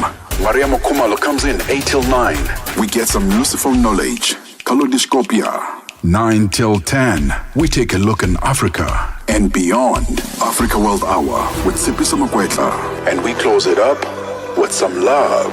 The Hotlines with Shailen Dikumana, 10 till 12 p.m. on Channel Africa. Across borders, across time zones, on air, online. This is Channel Africa. Africa has a voice, and that voice is Channel Africa. It keeps you in motion, speaking, singing, questioning, rising. Wake up with Rise and Shine 6 till 9. Peter and Asanda as they bring you breaking news, sharp analysis, and the voices that shape the day. At mid-morning, we get on the move with Palisa and Benjamin, digging into the African lifestyle, people, and the things that make Africa smile. 12 till 1, Africa Update with Lulu Kabu, getting in-depth, powerful stories, and the perspective you won't hear anywhere else. The Upside, 1 till 4, live and real, with Tebogo Lekhuleni and Nompumelelo Ngubeni. Ngubeni talks money, Africa in business, 4 till 5 p.m. 5 till 6, we put on a little bit more color. Vue d'Afrique with Joel Moteba. We go to East and Central Africa and find Darubinia Africa with I Am Shakif. Madapiri gives us some life. Zochitika, 7 till 8 p.m. Maria Mokumalo comes in 8 till 9. We get some useful knowledge. Kalodiscopia. 9 till 10, we take a look in Africa and beyond. Africa World Hour with Sipisa Makwetla. And we close it up with some love. The Hotlines with Shailen Dikumana. 10 till 12 p.m. on Channel Africa. Across borders, across time zones, on air, online. This is Channel Africa. Africa has a voice, and that voice is Channel Africa. It keeps you in motion, speaking, singing, questioning, rising. Wake up with Rise and Shine 6 till 9. Peter and Asanda as they bring you breaking news, sharp analysis, and the voices that shape the day. At mid-morning, we get on the move with Palisa and Benjamin, digging into the African lifestyle, people, and the things that make Africa smile. 12 till 1, Africa Update with Lulu Kabu, getting in-depth, powerful stories, and the perspective you won't hear anywhere else. The Upside, 1 till 4, live and real, with Tebogo Lekhuleni and Nompumelelo Ngubeni talks money, Africa in business, 4 till 5 p.m. 5 till 6, we put on a little bit more color. Vue d'Afrique with Joel Moteba. We go to East and Central Africa and find Darubinia Africa with I Am Shakif. Madapiri gives us some life. Zochi Tika, 7 till 8 p.m. Maria Mokumalo comes in 8 till 9. We get some useful knowledge. Kalodiscopia. 9 till 10, we take a look in Africa and beyond. Africa World Hour with Sipisa Makwetla. And we close it up with some love. The Hotlines with Shailen Dikumana. 10 till 12 p.m. on Channel Africa. Across borders, across time zones, on air, online. This is Channel Africa. Africa has a voice, and that voice is Channel Africa. It keeps you in motion, speaking, singing, questioning, rising. Wake up with Rise and Shine 6 till 9. Peter. You, Africa's brightest ideas and untold stories. 18 minutes after 3 p.m. Central African time. Zara Williams there with Pause. Welcome to it. It's the final hour of The Upside. And we are about to dissect. We're about to play Fashion Police concerning this year's Met Gala looks. We've got a few that we liked, few that we don't quite like, and maybe one or two that we're on the fence about. We're on the fence about, absolutely. And you're more than welcome to chime in and let us know if you agree with us on our WhatsApp line, +27 63 406 9126, to see these images on our streaming platforms. On social media, it's at Channel Africa 1 on X, Instagram, TikTok, YouTube as well, and at Channel Africa on Facebook. Stream us so you can see these images, and then you let us know if we are on the same page. It is the New York's Metropolitan Museum of Art, and it was transformed into a vibrant celebration of Black history and style as the annual Met Gala, known for its bold fashion statements. The blue carpeted steps of the Met were filled with designers, models, and celebrities showcasing their interpretation of this year's Tailored for You theme. It was inspired by the exhibition Superfine, Tailoring Black Style. The dress code honored the legacy and evolution of Black dandyism and its influence on global fashion. Now, while the night was filled with anticipation and glamour, reactions were mixed, very mixed, online.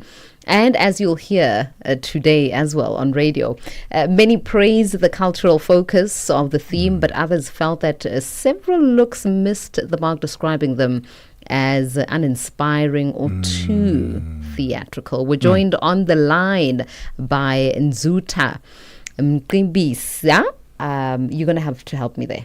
Mqibisa. Mqibisa. Hope I said it properly there. I was right then. And Nzuta is a founder of Nzutated. Nzuta, good afternoon. Thank you very much for joining us. Good afternoon. Thank you for having me. We did not butcher your surname. Voice. I'm just trying to. So, Mqibisa. Mqibisa. All right. Mqibisa. There we go. So I apologize for my voice. I'm just trying to recover from a minor cold. Oh man, I hope you get better. It is said that in Nzuta, all those who do have a little bit of a cold and a sniffle are saying that it has taken longer than usual to get rid of. I'm hoping that that's not going to be the case for you. But before we get into the conversation, we have to take a short break. When we come back, we will indeed dissect all of these looks. Hi, I'm Nompumelelo Ngubeni, anchor of Africa in Business on Channel Africa, bringing you the African perspective. And I'm Ashraf Garda, host of the National Pulse on SAFM, leading the conversation. We've joined forces to bring you in-depth, exclusive G20 developments as we count down to the much-awaited inaugural G20 summit in South Africa, November 2025. Tune in every Thursday at 16:20 Central African Time as we explore how this first G20 in Africa impacts the continent from trade and innovation to climate and development. It's a powerful crossover between Channel Africa and SAFM as we bring you the G20 through an African lens. The G20 in Africa. Global Summit. An African voice. Connecting Africa to the world. The Upside. Your daily dose of inspiration, innovation, and untold stories from across Africa. With Nompumelelo and Tebogo. You could hear how excited Tebogo is there to be having this conversation. We're in conversation with the founder of Nzu Tailored, and that is Nzuta Mgqibisa, and we are talking about the Met Gala looks that we saw on the blue carpet. Now, the theme this year, Nzuta, was tailored for you, and it's really inspired by how Black people wear their designer clothing, right? The tailoring that comes with it. What do you make, before we get into the various looks, of this theme, and what was your interpretation of it? In terms of the theme, I think it's long overdue. Black dandyism is a very historic topic. I mean, it's not necessarily limited to the US. If some of your viewers are old enough, they'll remember that they were the Les Sapeurs. Basically, it's a group of dandies that hail from the likes of DRC. They used to have specific dates in which they would dress in a certain, obviously with various bright colors for this Les Sapeurs event. Even here in South Africa, if maybe that's the bulk of your audience, we had what we called the Black Americans. The majority of them we found in the likes of Rockville, Soweto. This was, I think, memory is correct, I think around the 70s. You'd find the dads dressed in those pinstripe suits with those Florsheim shoes. So it's something that it took longer than expected to be recognized. It's a pity it was recognized only in the US, but it's definitely an old tradition, and it's about time that we actually get to see it. And so how do you define modern Black dandy in South Africa and broader African context? I mean, the nuances differ based on where we find ourselves. What is the tone, right? We get to see things differently based on what's accessible and what you're trying to convey. There's a lot of emotion that goes into it. I mean, there's expressions of how the particular model, shall we say, feels for that particular occasion. Yeah. So I think it's a lot more fluid than just something that can be fit into a box. But what I can say is that we still have guiding principles. I mean, the concept of Black dandyism focuses on tailoring. At the end of the day, the concept of tailoring refers to form and function, right? Form in itself preceding, rather interlinked with function, in the sense that the clothing can't necessarily, or shouldn't rather necessarily go a bit abstract, rather, from the person's physique. It's very important that we actually understand that concept. I mean, there is a couple of things that I saw on the blue carpet that I don't think matched what the true definition is. But I mean, we'll get to that in the questions. Perhaps let's get into that right now. What did you make of, let's say, Anne Hathaway? She was donned in Carolina Herrera. Tell us about that look. You know, I have mixed feelings about the look. I mean, Carolina Herrera is a known brand, but Anne Hathaway, I mean, she's the actress that played in the movie Devil Wears Prada. If anything, I mean, should know better. What I do know about actors and actresses is that they study the source material very well. I don't think that they hit the mark in the context of what this was supposed to be reflecting. I mean, the concept of black dandyism as well as superfine tailoring is that we're expecting to see suits in the theme. So I don't think that they actually hit the mark on that one.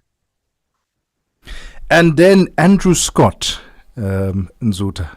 Andrew Scott, dressed by, I hope I'm saying it correctly, Gioliva Heritage. What do you think of that ensemble, if you will? I actually liked Andrew Scott's concept, though the color scheme, I don't think it actually worked. But I guess I understand what they were going for. It tends to it gives a nod to Cuban style of dressing. If you look at some of the colors, I mean, you've got that lime and then the shoes with the black and white. Yeah. I was saddened, obviously, by the color of the shirt that they went with. They went with somewhat of a college tie, if I'm not mistaken. And then the red waistcoat, I think those colors didn't go together. Had they perhaps gone with a white shirt, kept it classic, a black tie and a black waistcoat, then we could have sort of found some sort of symmetry in the look. And then obviously what goes against the grain would be the color of the suit. So if I had to rank it, I'd sort of put it as below 50%. I'd say about 40. 40 specifically because of the color coordination. Yeah. But I kind of understood the principle in the sense that they were trying to give a nod to the Cuban thematic way of dress. I mean, we are quite conflicted here in studio about Bad Bunny's outfit. He was wearing Prada as well as Cartier jewelry. What do you make of his? Did he stick to the theme? Bad Bunny, I loved it for some reason, and I know it's not something that I would typically love. I'm not a fan of brown in its execution closer to the face, but then that has to do with my understanding of how colors go with skin tones. So perhaps maybe that's what makes it easier for him to pull off. It kind of gives me a sense of old school, not even mafia, mob rather. You know, you're going old school Chicago mob with the gloves. That's basically the old concept, you know, like the Bugsy Malone kind of movies. So you've got that kind of look with that. In terms of the jewelry, I thought the gloves were quite interesting. I think maybe they should have gone with a different color for the stones on the gloves. Then maybe it would have worked well. Then change the hat, the shades, the fit of the suit. I loved it. The colors, again, I've already mentioned that. The bag, yes, the bag makes sense. And Zuta, Lewis Hamilton in Wales Bonner.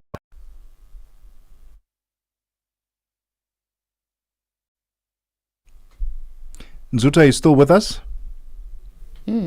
Seems we have lost him. Oh, we have lost him there. The crucial moment with the English gentleman. Wales Bonner have been doing incredibly. I mean, their recent collaboration with Adidas, that's when I fell in love with the brand. So I'm very interested to hear what Nzuta has to say about this Lewis Hamilton look. You love it, eh? Love it. I would wear it. Yeah, but sometimes it's a wearable one. You know, there are certain outfits, and you look at it, you're like, yeah, but it must come with the body also. So I like the outfit, but I don't know if I carry the body to pull this one off. I but must be just honest, I didn't love it. I thought he played it safe. It's very safe. Yes, that's not a bad thing. It's not a bad thing. Come on, safe, play right? a little. You wanted a bit dramatic. You wanted a bit more dramatic. Yeah, you're not going to, because the fact that you say you would wear it and you change absolutely nothing is because It is such an It's clean, it's everyday, simple, it's such an everyday outfit. It's not for the blue carpet. Certainly not at the Met Gala. It's 30 minutes after 3 Central African time. Sports is up next. Sports on Channel Africa. The African perspective. We bet off with cricket news. Proteas betting consultant Ashwell Prince says the main priority in the warm-up match against Zimbabwe was the top order as they look forward to the World Test Championship final against Australia next week. Prince says they have to take into consideration the limited playing time due to bad weather in the UK and that some of the other players will have to use the indoor training facilities to get into peak condition. With the first day rained out at the Arundel Castle Cricket Ground, South Africa posted 313 betting first on day 2. Look, I think when it comes down to the match, everyone in 11, their runs become important. So their preparation is important, but when you're keeping an eye on the weather and how much time we might have in this match, I think the priority goes to the top order. And unfortunately, it looks like some of the lower order will have to do most of their work in the nets. Hopefully we get another bat in the second innings where we can give the other guys a chance, but we'll have to see what happens with the weather.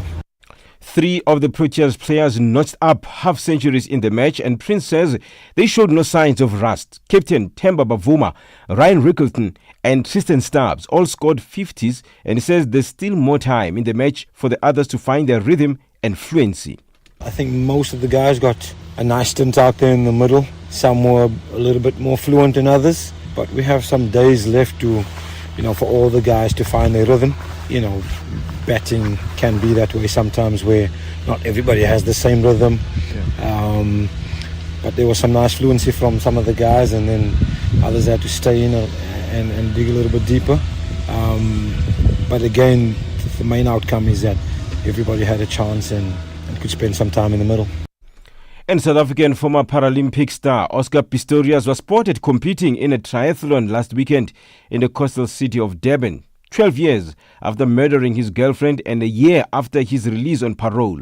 Pistorius, dubbed Blade Runner for his carbon fiber prosthetic legs, shot dead 29-year-old model Rieva Steenkamp through a locked bathroom door on Valentine's Day in 2013 in a crime that drew worldwide attention and shocked a nation that is plagued by violence against women. Conrad Dommel, an attorney for Pistorius, has confirmed that Pistorius had participated in the Durban race. Spokesperson of South Africa's Department of Correctional Services, Singabako Nxumalo, said he did not know whether Pistorius had received permission to compete, but would find out and respond to questions sent by the media. He said his parole officer would have needed to approve him traveling from where he lives to another district. The Zimbabwe Warriors COSAFA Cup tournament campaign started with a 0-0 draw against Mauritius in a Group A match played on Wednesday evening at Free State Stadium in South Africa. Zimbabwe sent a youthful squad to COSAFA with 27-year-old goalkeeper Martin Mapisa as the oldest. Zimbabwe could have gone a goal up before the break, but Tino Tenda Mege failed to convert 2 clear chances in the 32nd and 41st minutes. Coming back to the second half, Mauritius proved to be a better side as they made several attacks in search of a goal.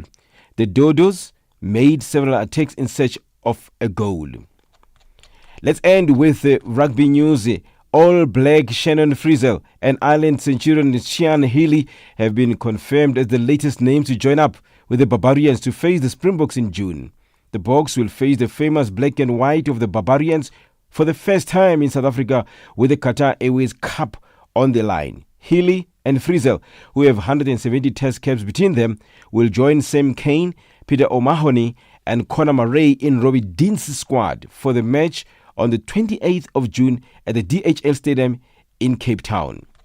For any sports stories you'd like to share with us, please send an email to newsroom@channelafrica.co.za or call us on +27 11 714 4459.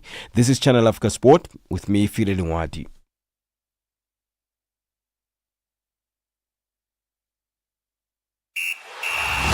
Sports on Channel Africa. The African perspective. Hi, I'm Tami Ngubeni, anchor of Africa in Business on Channel Africa, bringing you the African perspective. And I'm Ashraf Garda, host of the National Pulse on SAFM, leading the conversation. We've joined forces to bring you in-depth, exclusive G20 developments as we count down to the much-awaited inaugural G20 summit in South Africa, November 2025. Tune in every Thursday at 16:20 Central African Time as we explore how this first G20 in Africa impacts the continent, from trade and innovation to climate and development. It's a powerful crossover between Channel Africa and SAFM as we bring you the G20 through an African lens. The G20 in Africa. Global Summit. An African voice. 36 minutes after 3 p.m. Central African Time. Let's find out how the business markets are holding up with the man with the golden voice, Thabiso Lehuko.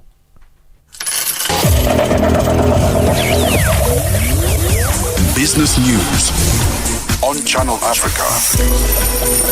The African perspective. Thanks, Tebogo.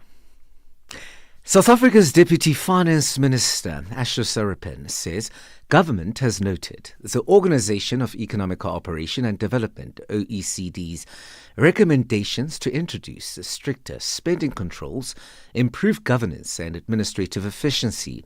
Speaking at the launch of the OECD's Economic Survey of South Africa in Johannesburg, Sarapin acknowledged the body's recommendation to reform state-owned entities in order to reduce fiscal transfers. He emphasized that government is currently consulting on options for a formal fiscal anchor to prevent the cycle of high spending, large deficits and rising debt. So we find strong alignment between our reform agenda and the OECD survey's 5 priority recommendations for South Africa, which includes enhancing fiscal sustainability while promoting inclusive growth, maintaining low and stable inflation, expanding job creation and workforce integration, and enabling a just climate transition, and informing the electricity sector. We do note the OECD's recommendation to introduce stricter spending controls, reinforce spending rules, and improve governance. South Africa's Minister of International Relations and Cooperation, Ronald Lamola, says fragmentation of the global economy is a real concern.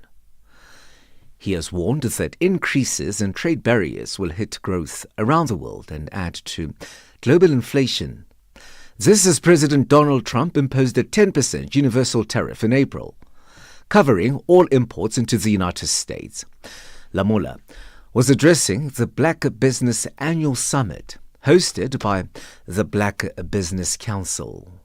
With this background in mind, our presidency of the G20 takes place amid a volatile global geopolitical climate, which has contributed to fostering a climate of distrust, thus threatening to unravel progress we have worked hard to address, pressing global challenges like deepening inequality, unemployment, and poverty, amongst others. The Business Chamber in South Africa's Eastern Cape province says lack of basic enablers and the possible United States tariff policy to be imposed have been a major threat to the manufacturing industry in the country. This follows the news that the tyre manufacturing company, Goodyear, has initiated Section 189A process to restructure its manufacturing operations in its plant based in Kariega. The Chamber says a trend of retrenchments in the tyre manufacturing environment indicates that companies are under pressure for a number of reasons. Nelson Mandela Bay Business Chamber Chief Executive Officer Denise van Heersthuizen says this is a call for concern. This highlights the massive pressure which tyre manufacturers are under due to enabling environment issues such as the logistics challenges, lack of service delivery at a municipal level, inadequate maintenance of electricity, water and sanitation infrastructure, increased costs relating to safety and security, above inflation input costs for essential services, as well as cheap tyre imports which are flooding the market. The Africa Finance Corporation says African governments should turn to an estimated $4 trillion in capital held by domestic institutions like pension funds to develop much-needed local infrastructure as external funding sources wane. building railways and expanding power generation are major priorities for the continent as its population and economies grow. In the report, the Finance Corporation says higher interest rates globally, declining donor budgets and protectionist policies in advanced economies are further tightening the availability of funds. Oil prices steadied after falling more than 1% the previous day because of a build in U.S. gasoline and diesel inventories and cuts to Saudi Arabia's July prices for Asia. Brent crude futures were up 23 US cents or 0.35% at $65.9 US a barrel. US West Texas Intermediate crude gained 16 cents or 0.25% to $63.1 a barrel. Let's have a look at our financial indicators at this hour. In Nigeria, the dollar will cost you 1,000 naira 579. Botswana 13.29. Kenya 128 shilling 552. And in Zambia it's at 26 kwacha 30. The BRICS countries in Brazil, the dollar there will cost you 5 real 63. Russia 78 rubles 95. India 85 rupees 85. In China, it's at 71 18. And here in South Africa, the dollar will cost you 17 rand 82. $1 is trading at 73 pence to the British pound and 87 to the euro. A look at commodities markets: gold $3,371 and platinum $1,115 per ounce. Brent crude oil is at $65.18 a barrel. So, for any business stories you would like to share with us, please send us an email to newsroom@channelafrica.co.za or call us on +2711 714 4459. For Channel Africa Business in Johannesburg, I'm Thabiso Lohoko.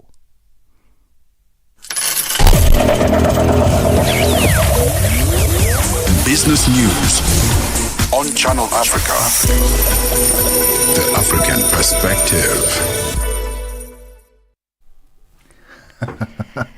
It is now 18 minutes before 4 p.m. Central African time. We're about to wrap up the show. Can you believe? I can't. I can't believe it. But we continue our conversation about certain looks that we saw at this year's Met Gala. We were talking about, we identified 3 of them so far. The 4th one, we still need a verdict on. Yes. But the 3 were, I think we had 2 that we didn't like and then 1 that... The worst dress. No, that we were on the fence about.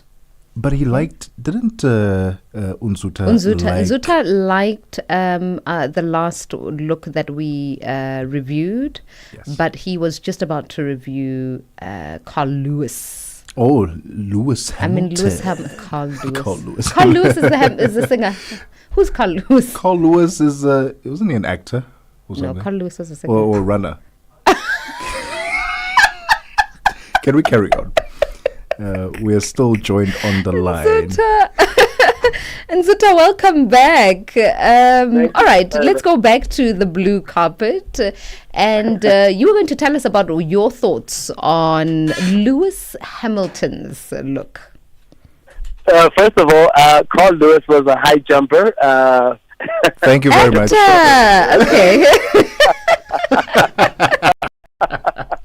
Okay. But anyway, back to the blue carpet. Lewis Hamilton's outfit was stunning. I mean, you've got a cropped tuxedo look. Yep. I mean, you've got everything is basically monochromatic in ivory or basically cream. Yeah. I love the tassels on the side of the trousers. They're basically giving a vintage uniform style. You know, if you go back to the army uniforms. Then the shoes, I wasn't too chuffed about the shoes with the buckles. I think he tends to go with boots. So I think maybe that should have been something that he does as consistent with his, basically, his whole aesthetic. Right? I love the hat. It was quite a change. So, I mean, normally you'd expect him to be wearing a brimmed hat, but he was different with this one. But the monochromatic look, basically, yeah. I mean, chef's kiss. All right, Chef's Kiss. I thought it was too simplistic, Nzuta, but let's move on to Janelle Monáe. So simplistic is tricky. I just want to add on to that one. Yeah. You know, more than anything, when they say less is more, Yeah. sometimes people tend to try too much. I mean, with that, we'll go to Janelle Monáe. Janelle Monáe, for me, only gets away with it because I already know Janelle Monáe's style. Sure. Right? Tends to wear the whole bossy look kind of aesthetic with the black and white. So given the fact that she was working with Tom Brown, they went with their traditional colors, which is navy or black, red and white. So this was perhaps a change from what she's used to. I mean, you had the boxy look basically as the cover, and then the big reveal was where you have this the split suit, right, with the skirt. So it kind of gives a vintage Two-Face from, if you're a DC fan, a Two-Face look from Batman. So it kind of does that. So it was a change, I think, for Janelle Monáe, but definitely meets the theme in the context of black dandyism and superfine tailoring. Definitely.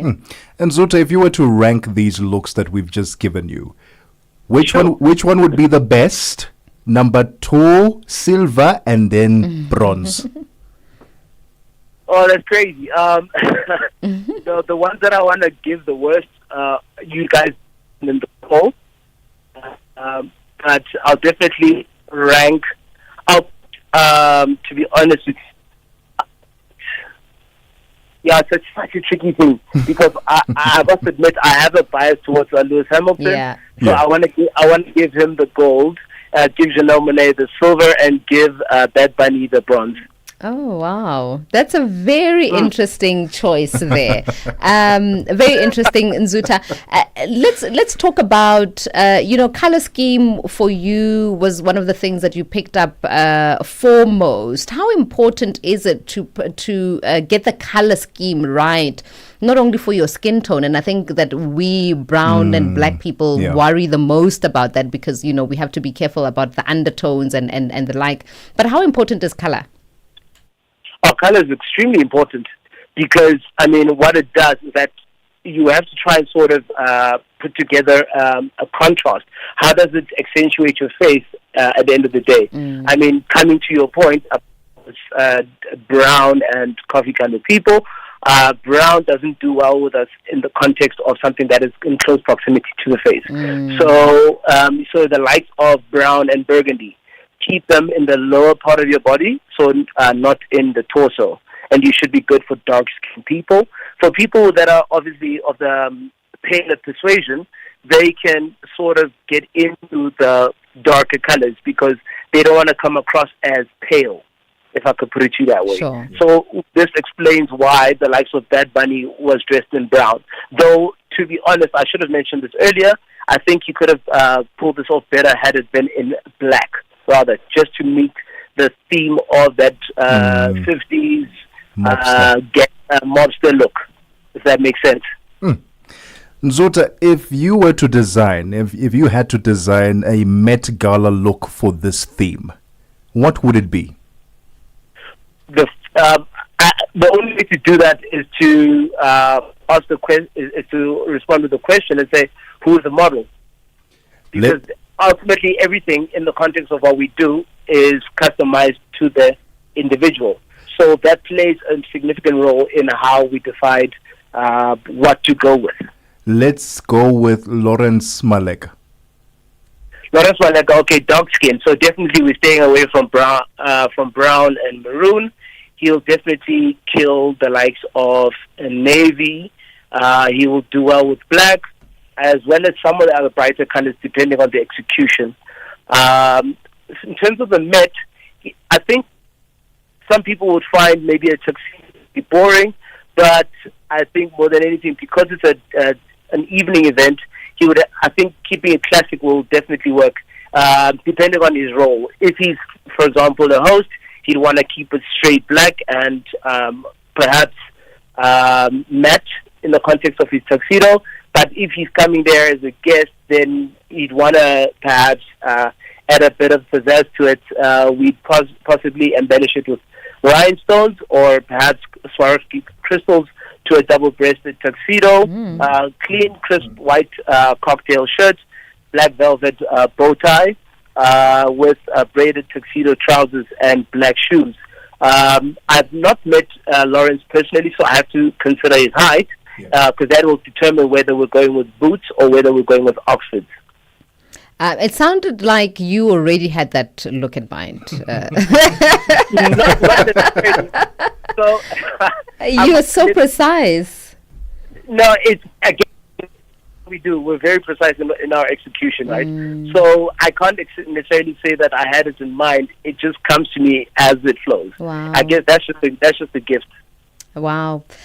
So something about the Met Gala is that it was very shortly afterwards the Africa Magic Viewers Choice Awards came on, and people drew parallels between the two, just about the craftsmanship, the precision, just as you mentioned, the creativity around the looks that we saw on the red carpet from some of the Nigerian designers.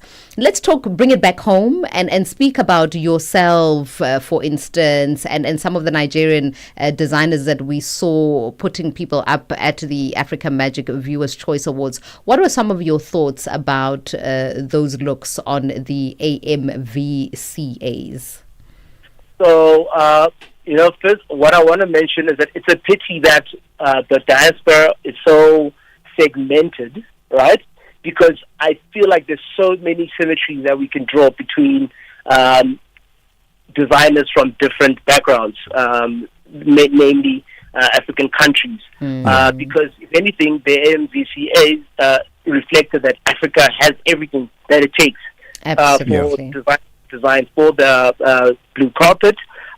There were so many stunning looks. Again, to my point about form and function, what I loved about the looks for the AMVCA is that I didn't see a single outfit that didn't look functional. If anything, you speak about theatrics, because that's definitely something that's a major talking point as far as the Met Gala is concerned.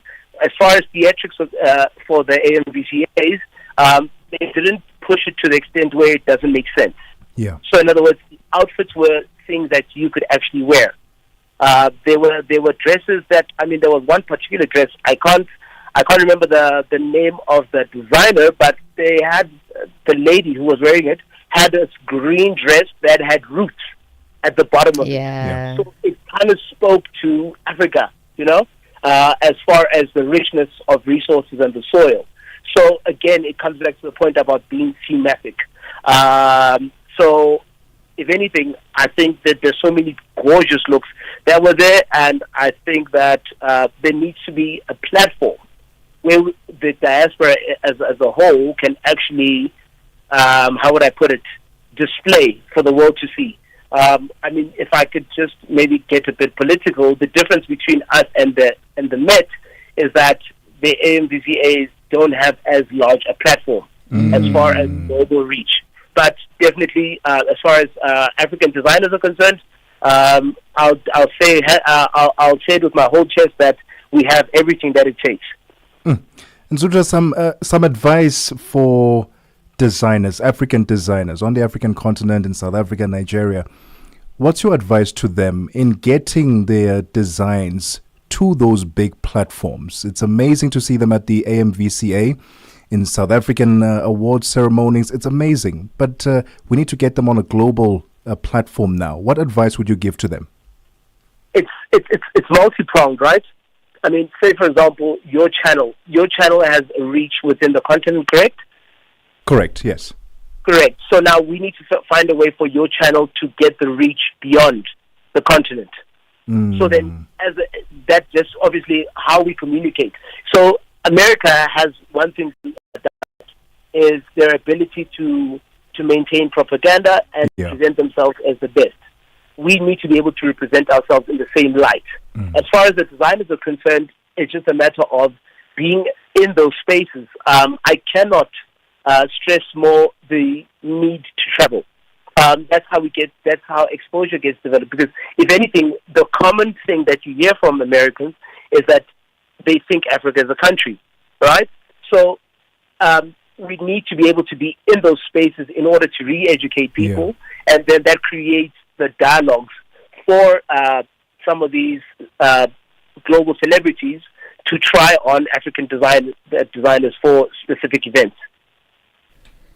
Nzuta, thank you very much for your insights this afternoon and your time. Hopefully you get better soon. And by the way, Nzuta, this man that you and Tebogo say is an actor, he was actually an American former track and field athlete, Carl Lewis. Well, we were close. We said athlete. No, I thought you said actor. You said athlete. Oh, I thought you said actor. Okay.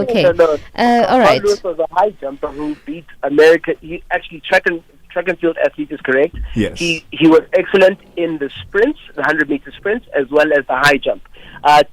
Politically speaking, he beat the Germans thoroughly when the Olympics were in Germany, where obviously Germany was expected to be triumphant, and Carl Lewis wiped the floor with them. Okay, we'll have you for sports analysis as well, Nzuta. Okay, it's because you're well versed in all of it. Tell us where we can find your suits. So first of all, we've got our website, so that's just nzutailor.com. If you're looking to contact us directly, that's info@nzu.store. You can check us out on Instagram. You're just looking for Nzu_tailored. And you have our number there, 061-490-5475. Nzuta, thank you so much for your time. You've been an absolute sport. Thank you for your insights and for being a fashion police with us this afternoon on The Upside. Thank you so much for having me. The voice there of Nzuta Mqibisa. He's the founder of Nzu Tailored. Go check out his tailored suits. Looking very sharp there. Am I correct? His Instagram page now. Am I correct in saying it's unisex, not just for guys? No. It is definitely for women as well. For women as well. Amazing. We're about to wrap up the show. It's 3 minutes before 4 p.m. Central African time. Before we go, we have to hand over to the one and only Tummy Ngubeni. It's going to be tummy time in a few seconds. I saw somewhere that burgundy is the official color of the season in South Africa. Is that a real thing? Yeah, throughout the world. When it was winter in Europe and the US. I need to get something burgundy. I don't have anything. Oh dear. You need to get on it, eh? Winter's almost done. You have about 3 days to get on it. Winter is not almost done. It is, guys. Please look at the stores. End of June, there'll be winter clothes sales. That's how done we will be with the winter. June is officially, it is June. Can you believe it? It is June. Officially June. July is going to be very, very cold. Very cold. And then August we get into autumn and it's still cold. But let me move on, right? Thank you. Here's what we've got in store this afternoon on Africa in Business. G20, it's a big thing. Actually, I'm very excited because today we will be talking, at least throwing forward, to a relationship, a collaborative exercise between ourselves and our sister station SAFM. Very with exciting. Ashraf Garda. So we will collectively be focusing on the G20. So from next week Thursday at 4:20 p.m. we'll be simulcasting on the station. So that's really big for us. Really is. I'm excited to be stuff. talking to Ashraf today. So we'll get a little bit of a tease about what we've got in store for the continent as far as G20 is concerned. It's a biggie. And we'll focus on that. Every Thursday at 4:20. 4:20. At 4:20. And also just sticking with the G20, we know that one of their key objectives is to look at the role that infrastructure, transport and logistics are playing in global economic development. We'll be talking this afternoon to Mielani Mkabela regarding South Africa's role and how the country is actually moving forward in the infrastructure development exercise via Operation Vulindlela. We'll leave it at that, but obviously we've got a whole lot more on the menu for you. That's exciting. Very, very exciting day here on The Upside. I mean, not on The Upside, on Channel Africa. In fact, Africa in Business simulcast on SAFM. So you want to tune into Tummy Ngubeni as she gives you absolutely everything you need to know about business on the continent. Certainly, and thank you to The Upside as they bid us all farewell for today. Let's head over now to the news desk where Buntle Hedbush is standing by with the latest news and Figilengwati with headlines from the business of sport.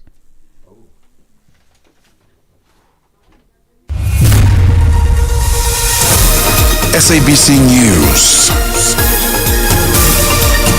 The African Perspective. Thank you, Tammy. Top stories at this hour. Former Zambian president dies and a big LGBTQ parade in Washington. Good afternoon. Former Zambian President Edgar Lungu has died at the age of 68. His political party, the Patriotic Front, said in a statement Lungu had been receiving specialized treatment in South Africa for an undisclosed illness. Lungu led Zambia for 6 years from 2015, losing the election to the current president, Hakainde Hichilema, by a large margin. After that defeat, he stepped back from politics, but later returned to the fray and appeared to have ambitions to run for the presidency again.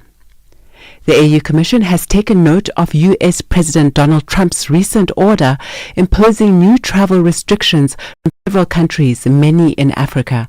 The White House says total bans were imposed on countries viewed as deficient in relation to screening and vetting, and thus pose a high risk to the US. Sudan, DRC, Equatorial Guinea, Eritrea, Iran and Haiti are among the fully restricted list, while Burundi and Venezuela are partially restricted.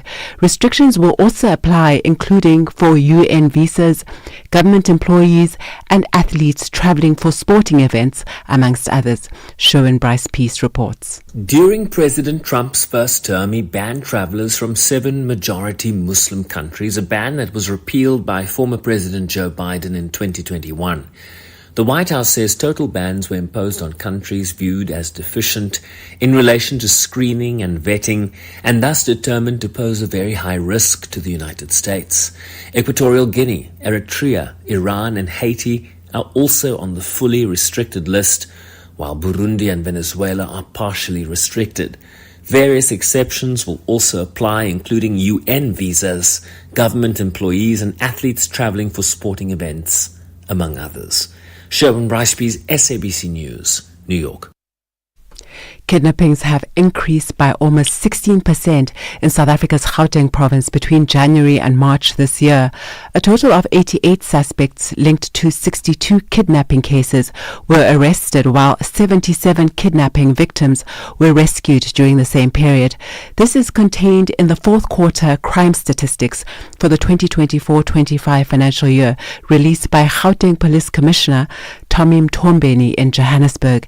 He says of the more than 2,000 kidnapping cases sampled, they found that the majority were hijacking and robbery related. The sexual offences is reduced by 2.1%. We have reduced violent crime by 8.9%. Car hijacking under the above subcategory was reduced by 2.7%. Robbery at residential premises by 6.2%. Robbery at non-residential premises reduced by 25%. However, the cash in transit robberies, truck hijackings have increased by 1 count, of which is translated to 0.4%. Kidnapping, which it is a concern, Honorable Chairperson, we recorded an increase of kidnapping by 15.8%. The inquest into the death of 4 anti-apartheid activists sitting in the Gqeberha High Court in South Africa has called its first witness, Professor Derek Swartz. The inquest seeks to uncover the truth behind the